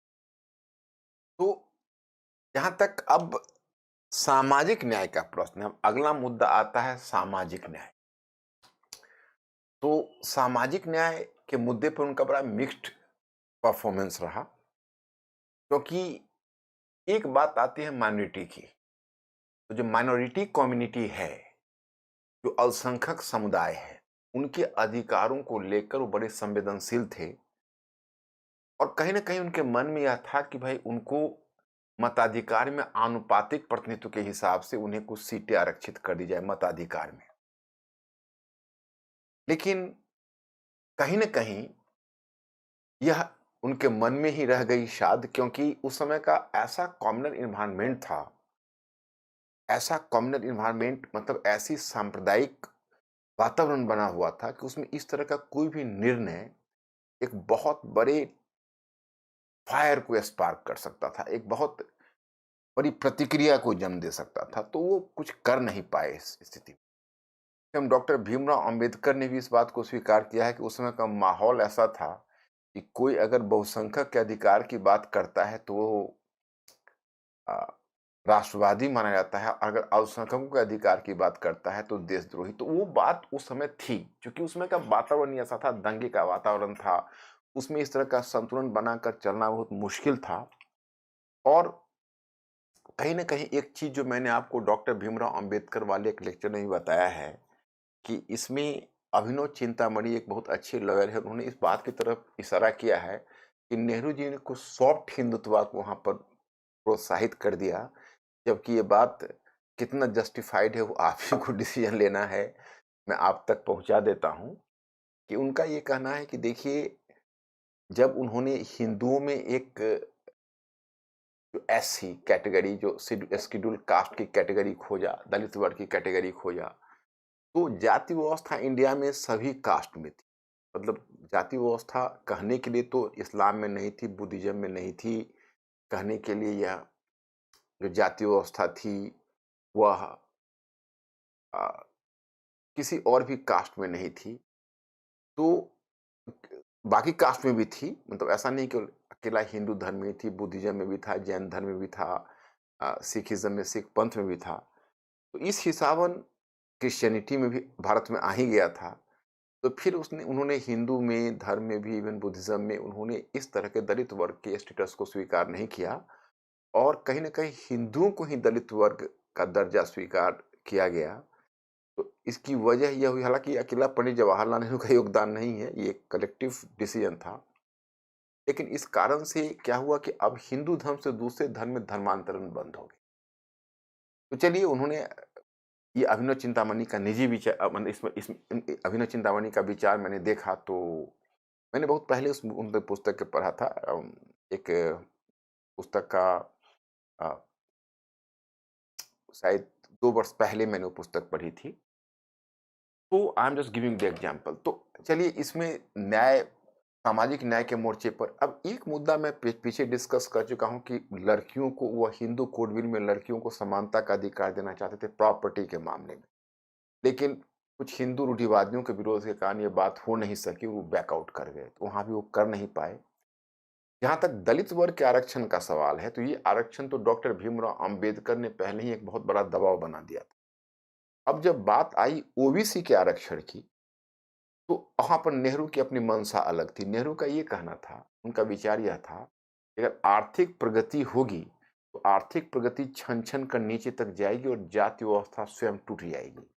मतलब वो ऐसा नहीं मानते थे कि जा वीकर सेक्शन जो सोसाइटी का है, जो निम्न जाति के लोग हैं, उनको अलग से कुछ आर्थिक संरक्षण दिया जाए, इस पक्ष में वो नहीं थे। उनका मानना था कि जो ओवरऑल जो आर्थिक प्रगति होगी, वो इतना नीचे तक जाएगी कि जाति व्यवस्था स्वयं मिट जाएगी। लेकिन यहाँ पर उनकी जो भविष्यवाणी थी, जो निर्णय था, वो गलत सिद्ध हुआ, ऐसा हुआ नहीं। इसलिए जब 1953 में काका कालेलकर समिति बनी, जिसमें पहली बार अन्य पिछड़ी जातियों की पहचान की गई और उसने 1955 तक अपना रिकमेंडेशन दिया, तो नेहरू की सरकार ने उस रिकमेंडेशन को ठंडे बस्ते में डाल दिया, क्योंकि वो कहीं भी जाति शब्द का प्रयोग करने के पक्ष में नहीं थे। उनका मानना था कि इससे जाति चेतना बढ़ेगी। तो सामाजिक न्याय के मोर्चे पर तो उनका बड़ा ही मिक्स्ड परफॉर्मेंस रहा है। अब मैं आपको ले चलता हूं भारत के आर्थिक निर्माण के वैकल्पिक मॉडल का विकास। यह अपने आप में बहुत विवादास्पद मुद्दा माना जाता है और आज भी पंडित जवाहरलाल नेहरू को इस बात के लिए कहीं न कहीं आलोचना की जाती है। तो यहाँ पर मैं सबसे पहले आपको स्पष्ट करना चाहूँगा कि नेहरू के पास एक आर्थिक नीति का पहले से ही एक विज़न था, एक दृष्टिकोण था। जब वो भारत के प्रधानमंत्री नहीं हुए थे, तब भी वह कहीं न कहीं एक समाजवादी आर्थिक मॉडल के प्रति उनका झुकाव था। लेकिन समाजवादी आर्थिक मॉडल के प्रति झुकाव था, वो कहीं न कहीं आर्थिक क्षेत्र में समाजवादी मॉडल को लाना चाहते थे।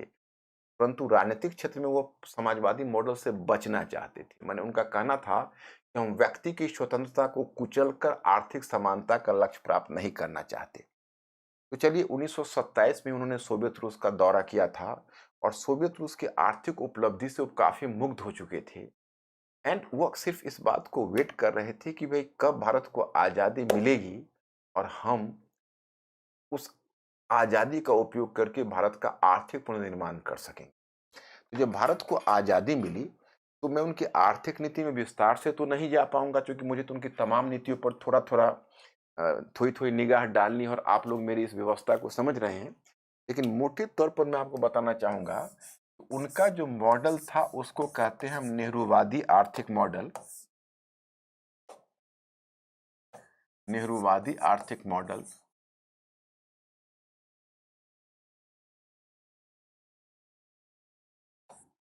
नेहरूवादी आर्थिक मॉडल और अथवा यही जो मॉडल है, इसी के लिए एक नाम आता है महालनोबिस महालनोबिस मॉडल। महालनोबिस मॉडल इसलिए कि आप लोग जानते होंगे कि पीसी महालनोबिस, उनके योजना आयोग का उन्होंने जब गठन किया था, तो पीसी महालनोबिस को उन्होंने योजना बनाने का दायित्व दिया था।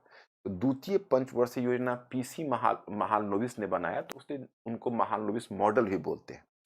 अब देखो ये मॉडल की विशेषता क्या थी, तो इस मॉडल की विशेषता थी मिश्रित अर्थव्यवस्था। मिश्रित अर्थव्यवस्था में क्या है कि पूंजीवादी एवं समाजवादी मॉडल बोथ, पूंजीवादी और समाजवादी। तो जो पूंजीवादी और समाजवादी मॉडल बोथ, तो पूंजीवादी मॉडल की विशेषता क्या होती है? उसकी विशेषता होती है पूंजीवादी मॉडल की, उसमें जो उसमें निजी संपत्ति की अवधारणा होती है, जो उत्पादन होता है वो निजी क्षेत्र में ही होता है। और समाजवादी मॉडल जिसका उदाहरण सोवियत रूस प्रस्तुत करता है, उसमें पूरा का पूरा उत्पादन ढांचा राज्य के अंतर्गत होता है। इन्होंने दोनों के बीच से जो मिश्रित मॉडल अपनाया, वो मिश्रित मॉडल यह था, जो मैं आपको बताना चाहता हूं कि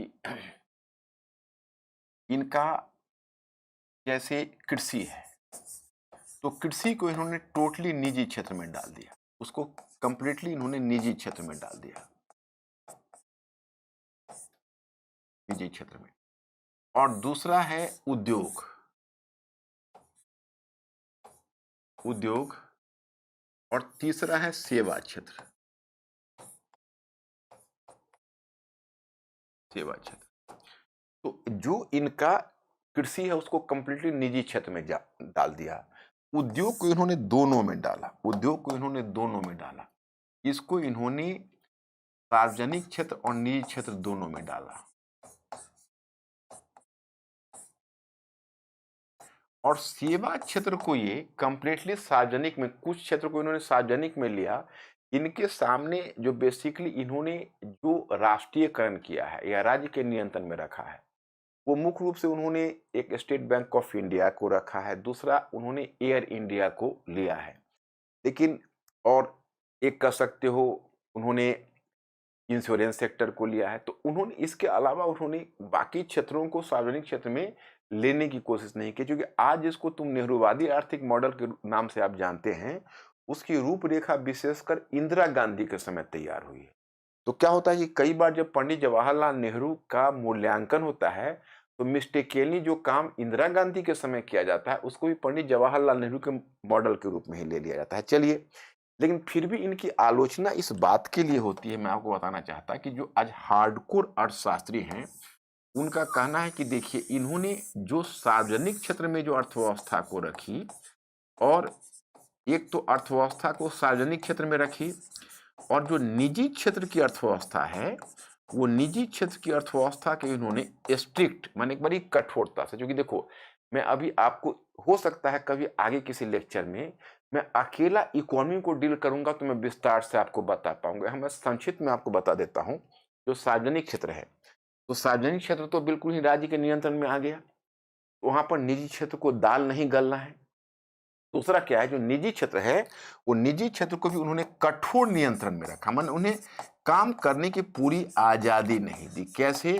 तो इनको कहा जाता है कोटा परमिट राज। तो कोटा परमिट राज का मतलब है कि उन पर बहुत सारे नियंत्रण लाद दिए गए, जैसे उनको परमिट लेना होता, उनको लाइसेंसिंग लेनी पड़ती, लाइसेंसेस के आधार पर काम करना पड़ता। समाजवादी लक्ष्य को पूरा करने के लिए राज्य के द्वारा बड़ा कठोर निरीक्षण किया जाता कि किसी भी निजी क्षेत्र को स्वतंत्र रूप से काम करने नहीं दिया जाता। और सबसे बढ़कर उन्होंने जो नीति अपनाई उसको कहते हैं आयात प्रतिस्थापन की नीति। आयात प्रतिस्थापन की नीति का मतलब हुआ the policy of import substitution, और दूसरा उन्होंने आर्थिक आयोजन, आर्थिक आयोजन को लागू किया। तो मैं आपको बताना चाहूंगा कि आर्थिक आयोजन क्या होता है। जैसे अगर आप पूंजीवादी अर्थव्यवस्था कहोगे, तो पूंजीवादी अर्थव्यवस्था का मुख्य जो उत्प्रेरक होता है मुनाफा, और निजी क्षेत्र कार्य करता है, उसको मुनाफा मिलता है, उसे प्रेरणा मिलती है, इकोनॉमी आगे बढ़ती है। जो समाजवादी अर्थव्यवस्था क्या करता है कि अर्थव्यवस्था को सामूहिक नियंत्रण में लाता है और सभी तक आवश्यकता की वस्तुएं पहुंचाती है। तो दोनों के अपने अपने फायदे और अपने अपने नुकसान हैं। दोनों के अपने अपने फायदे, अपने अपने नुकसान हैं। जैसे अगर आप आर्थिक पुनर्वितरण कर देते हो, तो सभी तक शिक्षा और स्वास्थ्य की सुविधा पहुंच जाती है, आपका ह्यूमन कैपिटल डेवलपमेंट होता है। और फिर प्रत्येक क्षेत्र में निवेश जब राज्य स्वयं करता है, तो आपकी अर्थव्यवस्था दिन दूनी रात चौगुनी बढ़ती है। लेकिन एक समय तक तो बढ़ेगी, उसके बाद क्या होगा, उसमें चूंकि मुनाफा की उत्प्रेरणा नहीं है, तो डिक्लाइन करता चला जाएगा। मुनाफा की उत्प्रेरणा ना होने से वह जो आप देखते हो जो बढ़त है, कुछ समय तक तो बढ़त रहेगी, परंतु वह बढ़त आगे चलकर डिक्लाइन कर जाएगी। तो फिर आपको क्या करना है? आपको उसको नई उत्प्रेरणा देनी है। लेकिन जो पूंजीवादी अर्थव्यवस्था उसकी कमजोरी यह है कि उसमें मुनाफा कुछ लोग अर्जित करते हैं, बाकी लोगों को वंचित करते चलते हैं। तो जो वंचित होते चलते हैं वही तो बाजार की भूमिका निभाते हैं। तो लोगों की परचेजिंग पावर कम हो जाता है तो उनकी अर्थव्यवस्था सिमट जाती है और आर्थिक मंदी आ जाती है। तो उसका अपना दोष है। अब पंडित जवाहरलाल नेहरू जब दोनों को मिश्रित किया तो मतलब यह है कि एक तरफ सामाजिक न्याय सुनिश्चित करेंगे और आर्थिक पुनर्वितरण करेंगे, दूसरी तरफ थोड़ा बहुत मुनाफा का भी स्कोप रखेंगे। लेकिन आयात प्रतिस्थापन का मतलब है कि निर्यात नहीं बढ़ाना परंतु आयात कम करना है। ये जो नीति है, ये नीति बेसिकली डेवलपमेंट इकोनॉमी के मॉडल से प्रेरित थी। जहां तक इकोनॉमिक प्लानिंग का सवाल है तो मैं आपको बताना चाहूंगा कि एक पुस्तक का मैंने पीछे भी उदाहरण दिया है जो निखिल मेनन का है, प्लानिंग डेमोक्रेसी। तो ये कहता है कि देखो, पहले हम लोग इस बात का जस्टिफिकेशन ढूंढे कि पंडित नेहरू ने अगर ऐसा किया तो ऐसा करना उनके लिए कहां तक उपयुक्त था या उचित था। तो मैं यहां पर आपको एक तरफ इशारा देना चाहूंगा कि देखिए सॉरी, कि समस्या मुख्य यह थी कि अभी अभी हम उपनिवेशवाद के नियंत्रण से मुक्त हुए। तो हमने अपनी अर्थव्यवस्था को, जैसे अगर हमने आयात प्रतिस्थापन की नीति अपनाई, इसका मतलब है कि अपनी अर्थव्यवस्था को बंद कर दिया कि बाहर वाली अर्थव्यवस्था से हम अपनी अर्थव्यवस्था को घेर कर रखेंगे। मतलब हम बाहर के निर्यात के लिए अपनी अर्थव्यवस्था को नहीं खोलेंगे, नहीं तो बाहर की जो अर्थव्यवस्था है हमारे यहाँ वस्तुओं को डंप कर देगी, पूंजीवादी अर्थव्यवस्था। एक ये है। तो हमने विदेशी पूंजी को और विदेशी वस्तुओं को रोका उस समय।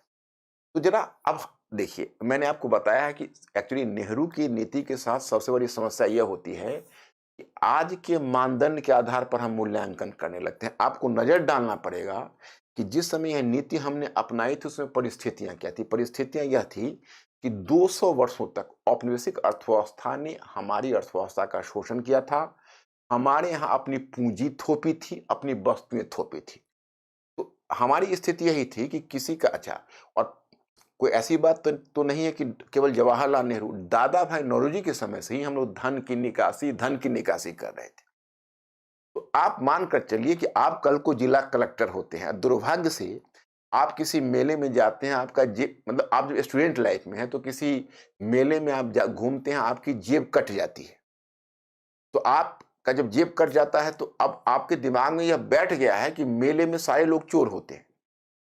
तो आप अगर भविष्य में जिला कलेक्टर बनकर जाएंगे तो मेले में पुलिस का चौकसी थोड़ा और ज्यादा बढ़ा देंगे, देखो भाई मेले में जेब कतरे बहुत घूमते हैं।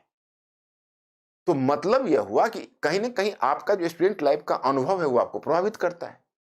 तो दादा भाई नौरोजी के समय से ही धन की निकासी, विदेशी पूंजी से बचो, आर्थिक राष्ट्रवाद हम लोग कवर कर रहे थे। तो स्वतंत्रता के बाद जो आर्थिक राष्ट्रवाद पंडित नेहरू ने लाया वो तो बहुत ही लाजिमी थी, सोचिए, क्योंकि हमारा अनुभव था, वो तो उसमें उनका मनोविज्ञान था, नंबर वन। अब एक चीज देखिए, जब अभी पैंडेमिक आया, हम लोगों ने आर्थिक उदारीकरण की इतनी बातें की, पैंडेमिक आया, पैंडेमिक के समय दुनिया का सप्लाई लाइन टूटा, सारे देशों ने अपने अपने उत्पादन की तरफ देखा, छोटी छोटी चीज के लिए दुनिया मुहताज हो गई। पहले लोग मानते थे कि चलो आर्थिक उदारीकरण का समय है, जो हम अपने यहाँ प्रोडक्शन नहीं करेंगे दूसरे के यहाँ से मंगा लेंगे।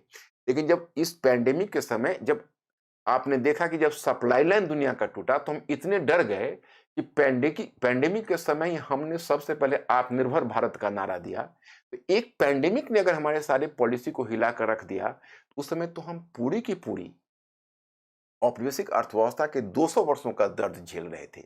और इस तरह की नीति अपनाई गई तो ball is in your court कि अगर आप रहते तो क्या करते, या आज का अगर भारत रहता तो क्या करता, नंबर वन। नंबर टू, कि आज जो हम आर्थिक उदारीकरण की नीति देखते हैं उसके लिए विश्व इतिहास पर थोड़ी निगाह डालनी आवश्यक है कि आज हम आर्थिक उदारीकरण के युग में, तब 1929-30 की विश्व आर्थिक मंदी आई थी।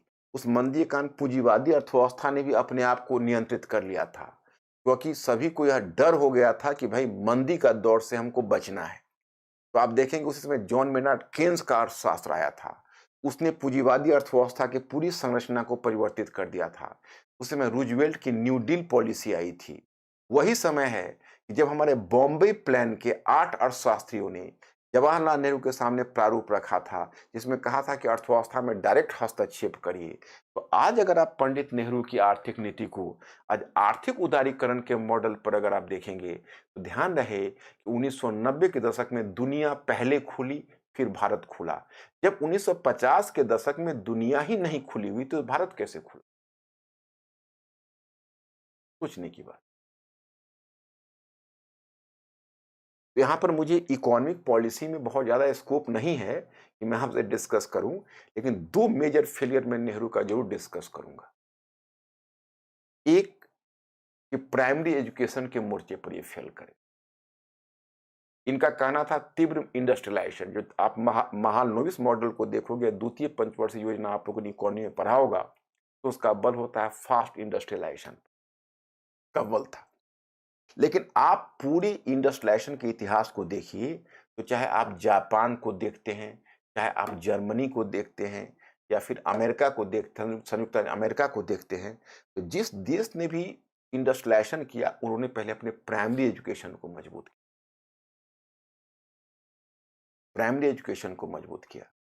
लेकिन हमारे यहाँ जो इंडस्ट्रियलाइजेशन हुआ, उसमें हमने प्राइमरी एजुकेशन को मजबूत नहीं किया, जबकि बॉम्बे प्लान ने भी रिकमेंड किया था कि भारत को प्राइमरी एजुकेशन के विकास के लिए काम करना चाहिए। लेकिन नेहरू की सरकार ने बड़े-बड़े शिक्षण संस्थानों का विकास किया, लेकिन जो बड़े-बड़े शिक्षण संस्थानों का विकास करने के बाद भी प्राइमरी एजुकेशन को नहीं लागू कर सके मैसिव स्केल पर, और इस कारण से हमारा इंडस्ट्रियलाइजेशन ही विफल हो गया। और वो भले ही साइंटिफिक टेम्पर की बात करते रहे, इतने सारे सीएसआईआर से लेकर आईआईटी तक इतनी संस्थाओं की स्थापना के बाद भी जनता में वो साइंटिफिक टेम्पर नहीं ला। ये एक बहुत बड़ा फेलियर। दूसरी बात कि लैंड रिफॉर्म्स के मोर्चे पर वो विफल हो गए। वो इस बात की समझ उन्हें अच्छी तरह थी, क्योंकि अर्थशास्त्र का भी बेहतर ज्ञान था, कि जब तक आपका कृषि सुधार नहीं होगा, जब तक भूमि का पुनर्वितरण आप नहीं करेंगे, जब तक आर्थिक पुनर्वितरण नहीं होगा, तब तक लोगों में परचेजिंग पावर नहीं आएगा और आपका औद्योगिकरण विफल हो जाएगा। लेकिन अफसोस यह है कि बावजूद इसके वह ऐसा नहीं कर पाए, और कुल मिलाकर आप देखेंगे कि औद्योगिकरण के मोर्चे पर अगर वो विफल रहे, तो एक बहुत बड़ा कारण इसका लैंड रिफॉर्म्स नहीं।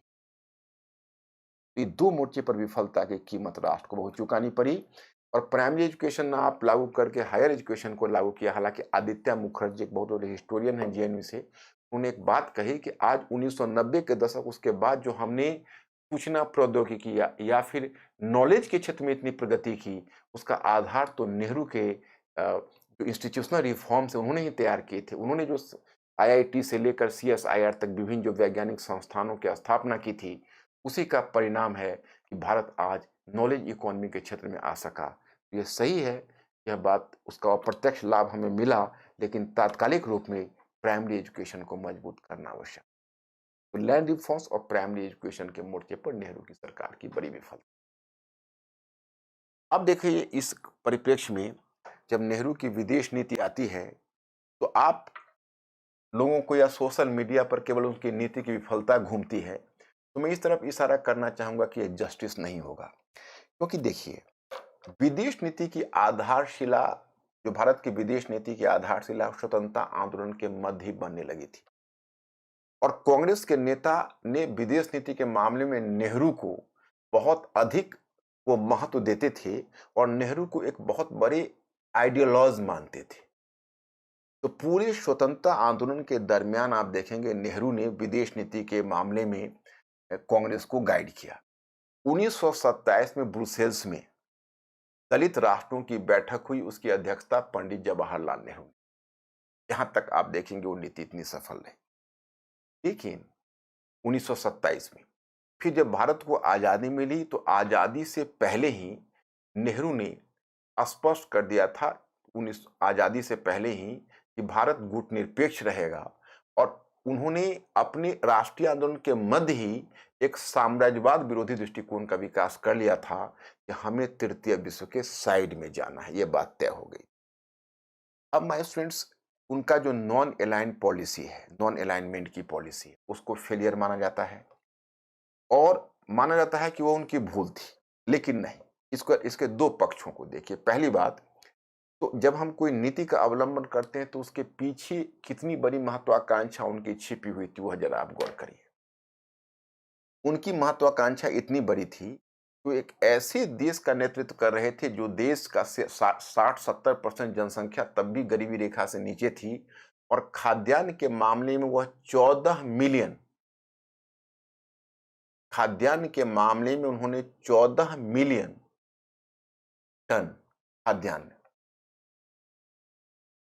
जो sorry 14 lakh ton, 14 lakh ton खाद्यान्न की हमें कमी थी, और हम कहीं न कहीं बाहर से आयात करने के पक्ष में थे। फिर भी विदेश नीति में हमारी स्वतंत्रता का स्वर है, कोई कम नहीं है। उन्होंने एक स्वप्न देखा था कि भारत और चीन के एकीकरण और एशियाई स्वतंत्र एशियाई अफ्रीकी देशों को आपस में जोड़कर एक ऐसा मजबूत समूह निर्माण करेंगे कि हम दोनों महाशक्तियों को इस एशिया से बाहर रखेंगे। वो एशिया के रिसर्जेंस का स्वप्न देख रहे थे, वो एशियानिज्म का स्वप्न देख रहे थे। और जब भारत को आज़ादी मिली, तो आज़ादी से पहले ही मार्च 1947 में दिल्ली में एशियाई संबंध सम्मेलन बुलाया गया। उसकी अध्यक्षता पंडित जवाहरलाल नेहरू ने की। 1949 के बांडुंग सम्मेलन की अध्यक्षता पंडित जवाहरलाल नेहरू ने की, और उन्होंने एक तरह से एशियाई देशों के कंसोलिडेशन की बात सोची। कूटनिरपेक्षता की नीति भी उनकी बहुत महत्वाकांक्षी योजना, में कोई शक नहीं है। और उन्होंने विदेश नीति में तो उनको इतना वेटेज मिलता था कि पश्चिमी देश भी उनको कहीं न कहीं किसी तृतीय विश्व का कोई मामला, चाहे वो कोरिया संकट का मुद्दा हो या कहीं न कहीं सुएज नहर संकट का मुद्दा हो, नेहरू को वह इंटरलोक्यूटर के रूप में देखते थे कि दो देशों के बीच जब अगर चीन का भी कंप्लेन होता था तो नेहरू के पास पहुंचता था, और कर्नल नासिर का भी कंप्लेन होता था तो नेहरू के पास पहुंचता था। तो जो उन्होंने अंतर्राष्ट्रीय संबंधों में जो कद उन्होंने बनाया था, वो कद बहुत बड़ा था, इसमें कोई शक नहीं। लेकिन क्या उनकी नीति सफल रही? तो देखिए, अगर हम संपूर्ण विदेश नीति को किसी एक व्यक्ति पर छोड़ते हैं तो उसकी कीमत चुकानी पड़े।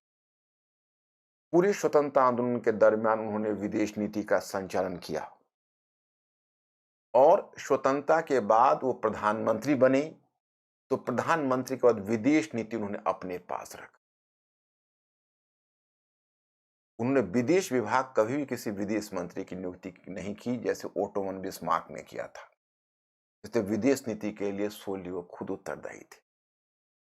अब देखिए, क्या उनकी विदेश नीति टोटली विफल रही? तो मैंने क्या कहा कि लॉर्ड माउंटबेटन ने कहा कि 1958 में अगर नेहरू का डेथ हो गया होता तो 20वीं सदी के सबसे महान अ, कूटनीतिक के रूप में स्थापित हुए हो। कुछ कुछ वही बात लागू होती कि अगर आप गौर से देखेंगे, आप उनकी समस्त विदेश नीति को देखिए। समस्त विदेश नीति पर मैं आपको भारत में एक निगाह डलवाना चाहूंगा कि आप देखिए, अब ये जो उनकी नीति है, उसमें उन्होंने, ब्रिटिश ने नेपाल को संरक्षित राज्य बनाया हुआ था। बर्मा में तो पहले एक मिलिट्री गवर्नमेंट लागू हो गया था, तो उसको छोड़ दीजिए। और भूटान को संरक्षित राज्य बनाया हुआ था, और सिक्किम को बनाया हुआ। तो नेपाल, भूटान और सिक्किम को बनाया हुआ था। अब इनके साथ जो नेहरू ने जो डील किया है, आपको जानकर आश्चर्य होगा कि 1950 में उन्होंने नेपाल के साथ संधि की, 1949 में उन्होंने भूटान के साथ संधि की, 1950 में सिक्किम के साथ संधि। और आपको जानकर आश्चर्य होगा कि उन तीनों के साथ उन्होंने उन्हीं टर्म्स पर संधि कर ली जिस टर्म्स पर ब्रिटिश ने संधि की। तो ये अपने आप में कितना बड़ा अचीवमेंट है, सोच सकते हैं। आज तक नेपाल 1950 की उस संधि को लेकर विरोध कर रहा है कि उस संधि को रिवाइज करिए। हालांकि जो संधि भूटान के साथ हुई तो रिवाइज हो गई 2007 में, लेकिन जो नेपाल के साथ संधि वो आज तक कायम है, जिस पर नेपाल को आज तक आपत्ति है। चलिए, सिक्किम की स्थिति तो बदल गई, क्योंकि सिक्किम 1975 में भारत का पार्ट बन गया श्रीमती गांधी के समय, तो सिक्किम की तो स्थिति बदल गई। लेकिन इनके विषय में आप देखिए कि इनके साथ यही संबंध है। फिर अब जहां तक मैकमोहन लाइन का सवाल है और चीन का सवाल है, तो यह बात अवश्य है कि दो मुद्दे पर विदेश नीति के मामले में इनकी आलोचना की जाती है। कश्मीर के मुद्दे पर कहा जाता है कि जब कश्मीर में जब वॉर छिड़ा था, जो मैं अभी डिटेल्स में नहीं कर पाऊँगा, कोई भी क्षेत्र चीज़ मैं आपको बताऊँगा, चूँकि उनकी पूरी नीति पर हमको नज़र डालनी है। तो जब कश्मीर में जब वो मुद्दा छिड़ा था और कश्मीर में जब भारत और पाक के बीच एक वॉर हो गया था, तो वो ये मामला यूएनओ में लेकर गए और यूएनओ ने सीज़ फायर करवा दिया। इस बात की आज तक नेहरू की आलोचना हो। लेकिन इसमें मैं सिर्फ़ एक बात कहना चाहूँगा कि नेहरू की यह नीतिगत भूल तो है, जो नेहरू ने अपनी अपनी बहन विजयालक्ष्मी पंडित को भी पत्र में लिखा कि उनका मोह भंग हुआ पश्चिमी देशों से, और वहीं से अमेरिका की साम्राज्यवादी नीति को, अमेरिका और ब्रिटेन की साम्राज्यवादी नीति को सही परिप्रेक्ष्य में समझकर पूरब की तरफ वो झुके। लेकिन हाँ, इतना ज़रूर है, उसके लिए केवल सोली उनको रिस्पॉन्सिबल नहीं माना जा सकता, क्योंकि पूरे कैबिनेट का डिसीजन था। किसी ने उनका विरोध भी तो नहीं किया इस मुद्दे पर, उसके विरोध को रहते हुए। जैसे हाँ, अब आप कहेंगे चाइना के मुद्दे पर, तो चाइना के मुद्दे पर तो एक वल्लभ भाई पटेल अवेलेबल नहीं थे, नंबर 1। नंबर 2 कि वल्लभ भाई पटेल 1950 तक जब तक जीवित थे, तब तक उन्होंने लेटर में नेहरू को इस बात के प्रति आगाह किया था कि तिब्बत को जो चीन ने जीत लिया है, ये बहुत गलत हुआ है और ये हमारी सुरक्षा के लिए बहुत बड़ा खतरा है। तो उस मुद्दे पर वल्लभ भाई पटेल ने काउंटर किया, लेकिन कश्मीर वाले मुद्दे पर कि नहीं, कश्मीर वाले में यूएनओ में मामला नहीं जाना चाहिए, इस पर कैबिनेट के किसी, जब तक जो हमारे पास एविडेंस है और जो मैंने पुस्तक में पढ़ी है, उसमें कैबिनेट के किसी मेंबर ने इस बात का विरोध नहीं। तो जाहिर है कि उसके लिए हम सिर्फ सोली नेहरू को रिस्पॉन्सिबल नहीं मान सकते। लेकिन हाँ, फिर भी निर्णय की भूल हुई प्रधानमंत्री है। अगर पूरा ट्रेन एक्सीडेंट होता है तो मुख्य भूमिका तो इंजन की हो। अब मामला आता है चीन का। तो नेहरू एक स्वप्न देख रहे थे चीन और भारत दोनों को मिलाकर रिसर्जेंस का, और वह दो व्यक्तित्व के, चाइना मुद्दे पर वो दो व्यक्तित्व के परामर्श पर बहुत ज्यादा निर्भर थे। एक व्यक्तित्व थे डिफेंस मिनिस्टर कृष्णन मेनन, और दूसरे थे चीन के राजदूत केएम पनिकर। और आप देखेंगे कि जैसे पहले भारत और चीन के बीच जो मैकमोहन लाइन बना हुआ था, सॉरी, भारत और तिब्बत के बीच, क्योंकि पहले तिब्बत था, तो जो मैकमोहन लाइन था वो तो भारत और तिब्बत के बीच था, उसमें तो चाइना का कोई मतलब नहीं था, वो तिब्बत का था। जब चीन ने तिब्बत को 1950 में जीत लिया, तो फिर मैकमोहन लाइन हमारे और चीन के बीच का बॉर्डर बन गया, जो समस्या हुई। अब उस पर जवाहरलाल नेहरू की आलोचना होती है कि जब तिब्बत को चीन ने जीता तो भारत ने उसका विरोध क्यों नहीं किया। तो देखिए, मैं दोनों आपके तक पहुंचाना चाहता हूं। एक दृष्टिकोण यह है, वह चीन के साथ मित्रता के लिए इतने ब्लाइंड थे कि छोटी छोटी चीजों को वो नजरअंदाज कर रहे थे, ताकि भारत और चीन के बीच अलायंस बने। और पूरा जो हिस्टोरिकल परिप्रेक्ष्य, वो हिस्टोरिकल परिप्रेक्ष्य बता रहा था कि भारत और चीन दोनों साम्राज्यवादी देशों के साथ शोषित रहे हैं, इसलिए भविष्य में दोनों के बहुत अच्छे संबंध जमने वाले हैं। एक तो यह व्याख्या दी जाती, दूसरी व्याख्या दी जाती है कि जैसे कई बार आप कमजोर रहते हो तो अपनी कमजोरी को प्रकट नहीं करना चाहते हो। चीन से भारत बहुत ज्यादा कमजोर उस समय था, क्योंकि इसकी सेना भी असंगठित थी, और चीन में तो माओ सेतुंग ने पीएलए बनाया हुआ था, और बहुत ही मजबूत सेना थी, और वह गृह युद्ध लड़कर तब वो चीन पर कब्जा किया था। तो कहीं ना कहीं पंडित जवाहरलाल नेहरू एक कठोर नीति अपनाने से घबरा रहे थे कि अगर ऐसी नीति अपनाएंगे तो चीन का पलड़ा भारी रहेगा सैनिक मोर्चे पर, इसलिए चलो मित्रता के माध्यम से ही इसको निपटाओ। और वो तिब्बत को कहीं ना कहीं इतना बड़ा खतरा नहीं मान सके। उनसे भूल यह हुई कि एक तो तिब्बत के मुद्दे पर अगर विरोध नहीं खुलकर किया, तो पंचशील का सिद्धांत में, और फिर तिब्बत पर चीन के नियंत्रण को क्यों स्वीकार कर लिया, जबकि चीन ने कश्मीर पर भारत के नियंत्रण को स्वीकार नहीं किया। तो चीन के संदर्भ में जो उनकी नीति रही, वह इस मुद्दे पर विफल मानी जाती है, नंबर 1। नंबर 2 कि जब चीन ने हमारे बॉर्डर को पुश करना शुरू किया, बॉर्डर क्लैश या उसने जो पॉलिसी अपनाई, तो हम मिलिटरली उसमें प्रिपेयर्ड नहीं थे। और जब हम मिलिटरली प्रिपेयर्ड नहीं थे, तो हमें चाइना के विरुद्ध फॉरवर्ड पॉलिसी नहीं अपनानी चाहिए। उन्होंने आर्मी को आदेश दे दिया कि चीन के विरुद्ध फॉरवर्ड पॉलिसी अपनाओ। और फॉरवर्ड पॉलिसी अपनाने का मतलब है कि चाइना हमसे ज्यादा शक्तिशाली था, और वो ज़्यादा वेल प्रिपेयर्ड था, तो जिस समय हमारी सेना उसको पुश करने गई, उसने बहुत सख्ती के साथ पुश करके और हमें पराजित किया। और उससे भी दुर्गति हमारे नॉन अलाइनमेंट की पॉलिसी की हुई। वो नॉन अलाइनमेंट की पॉलिसी यह हुई कि हमें अमेरिका को 2 पत्र लिखने पड़े और जॉन एफ कैनेडी से सहायता मांगनी पड़ी। जो सहायता आने से पहले ही चाइना ने एक तरफा युद्ध विराम की घोषणा कर दी। इन गुटनिरपेक्षता की नीति हमारी व्यावहारिक रूप में छूट गई। तो नेहरू की जो चाइना पॉलिसी है, उन्होंने पूरे उनके कैरियर को टार्निश कर दिया। लेकिन मैं इसमें 1-2 बातों पर आपका ध्यान इंगित करना चाहूंगा, क्योंकि मेन स्ट्रीम हिस्टोग्राफी तो यही कहती है। पहली बात कि जो हमारे बाद के प्रधानमंत्रियों ने जो विदेश नीति अपनाई, उन्होंने भी चाइना के प्रति मोर और लेस सॉफ्ट नीति अपनाई थी। लेकिन विदेश नीति में जो चीन का ट्रैक रिकॉर्ड, उसे चीन उससे पहले गुलाम देश रहा था, उसका ट्रैक रिकॉर्ड की जानकारी नहीं थी, उसमें मिस जजमेंट हो सकता था। आप गौर करके देखिए, 1999 में जब जिस समय वाजपेयी जी की सरकार थी, उस समय पाकिस्तान के साथ भारत ने कितना बढ़ चढ़कर उससे मित्रता निभाने का प्रयास किया था, और उसी समय लाहौर बस यात्रा शुरू हुई थी। लेकिन तुरंत पाकिस्तान ने गच्चा इंडिया को देकर और कारगिल में अपने टेररिस्ट को बैठा दी। तो मैं आपको यह बताना चाहता, उस समय भी मिसकैलकुलेशन हुआ। तो विदेश नीति में इस मिसकैलकुलेशन के लिए हमेशा गुंजाइश होती है, लेकिन उसके लिए प्रधानमंत्री को या जो संबंधित व्यक्ति होते हैं, उनको इस गलती का दायित्व मत्थे पर लेना होता है।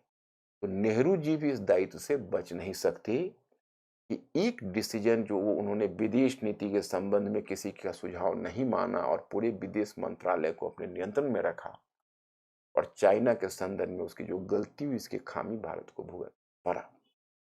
लेकिन दोनों पक्षों को देखते हुए अब आप लोगों को डिसीजन लेना है। मैंने आपको बताया कि बहुत सारा उनका कंट्रीब्यूशन भी है, उस पर भी मैं आपका निगाह दिलाना चाहूंगा। जैसे प्लानिंग डेमोक्रेसी में उन्होंने जो इकोनॉमिक प्लानिंग आरंभ किया है, वो अपने आप में दुनिया में एक पहला उदाहरण था, क्योंकि इससे पहले समाजवादी देश इकोनॉमिक प्लानिंग करते थे, और समाजवादी देश में प्रजातंत्र नहीं होता था, उसमें राजनीतिक रूप से प्रजातंत्र को दबाया जाता था, और आर्थिक क्षेत्र में इकोनॉमिक प्लानिंग को अपनाया जाता था।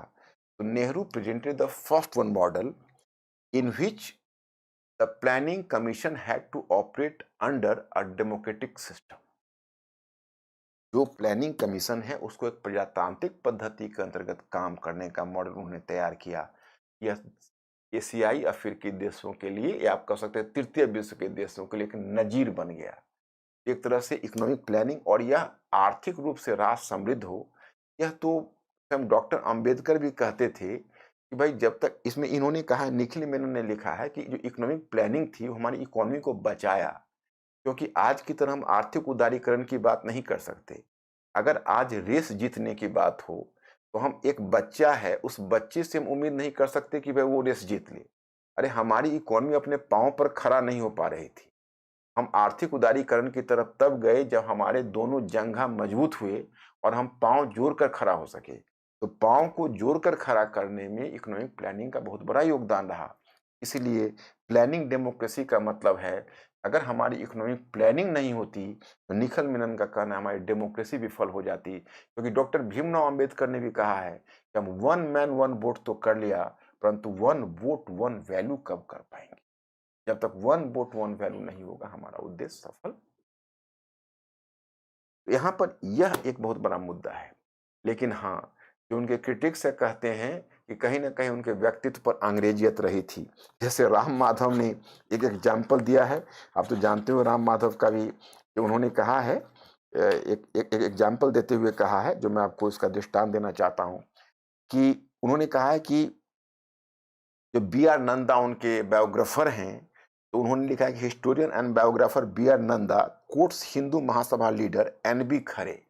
जैसे हिंदू महासभा के लीडर जो एन बी खरे हैं, describing Nehru as English by education, Muslim by culture and Hindu by as accident of birth. तो मूल्यांकन का अलग अलग आधार रहा है कि भाई जवाहरलाल नेहरू ये इन्होंने कहा, एनवी खरे ने कहा है कि भाई वो एजुकेशन से तो इंग्लिश थे, और संस्कृति से मुस्लिम थे, और धोखे से हिंदू हो गए थे। तो उस पर interestingly author and political Shashi Tharoor अपना बुक जो है द इन्वेंशन ऑफ इंडिया है, जो मैंने आपको देखा है, उसमें जवाब दिया है cause Khare's comment tribute to Nehru, कि यार ये तो नेहरू के प्रति सम्मान है, क्योंकि ये ट्रिब्यूट इसलिए है क्योंकि ये दर्शाता है कि नेहरू धर्म के मामले में कितने उदार रहे। इस तरह सवाल जवाब उनके मूल्यांकन में चलता रहता है। और एक उदाहरण राम माधव देते हैं कि के गालब्रेथ एक अमेरिकन राजदूत थे, उसको नेहरू ने स्वयं कहा था, Nehru once told his friend the author John Ken Galbraith, I am the last Englishman to rule India, I am the last Englishman to rule India. मैंने उनका कहना था कि मैं अंतिम अंग्रेज हूं जो भारत पर शासन कर रहा हूं। इनके जो क्रिटिक्स है वो कहते हैं कि इन्हें पर्याप्त अंग्रेजियत थी और कहीं ना कहीं वेस्टर्न कल्चर को उन्होंने इंडिया में कंटिन्यू किया। लेकिन माय स्टूडेंट्स एंड व्यूअर्स, मैंने दोनों पक्षों को दिया है कि कॉलोनियल इकोनॉमी से लड़ने में, कॉलोनियल विदेश नीति से लड़ने में उन्होंने जितना बढ़ चढ़ कर काम किया है, और जहाँ तक रह गई पश्चिमी तकनीकी और पश्चिमी विचारधारा की बात, तो उस पश्चिम की तकनीकी और विचारधारा में ऐसे प्रगतिशील पक्ष रहे हैं, इतने प्रगतिशील पक्ष रहे हैं कि राजा राम मोहन राय से लेकर स्वामी विवेकानंद तक विभिन्न विचारकों ने उन्हें अपनाए रखने की बात कही है। तो my students, once again I am repeating it कि होमर को जिस तरह उलिसिस की तरह हैं नेहरू, जिनको कुछ मिनटों और घंटे के लेक्चर में बांधा तो नहीं जा सकता है, मैंने यथासंभव कोशिश की है कि आप तक अपनी बात पहुंचा पाऊं। लेकिन मैं व्यक्तिगत तौर पर देखोगे तो मैं एक शिक्षक के तौर पर मैंने उनका मूल्यांकन किया। व्यक्तिगत तौर पर हमें लगता है कि भारत के लिए यह एक प्रथम प्रधानमंत्री के रूप में पंडित जवाहरलाल नेहरू एक बहुत प्रबुद्ध व्यक्तित्व रहे हैं, और ये भारत का सौभाग्य रहा है कि पहले प्रधानमंत्री इतने एनलाइटेंड हुए। ये मेरा व्यक्तिगत विचार है, और इसी आधार पर इनकी 133वीं बर्थ एनिवर्सरी पर इनकी अपना श्रद्धांजलि अर्पित करता हूं, और आप लोगों से भी उम्मीद करता हूं कि आप लोग इनकी नीति को समग्रता से देखें, तब इनके व्यक्तित्व का मूल्यांकन हो। आज में इतना ही। Thank you very much. I will see you in the next one.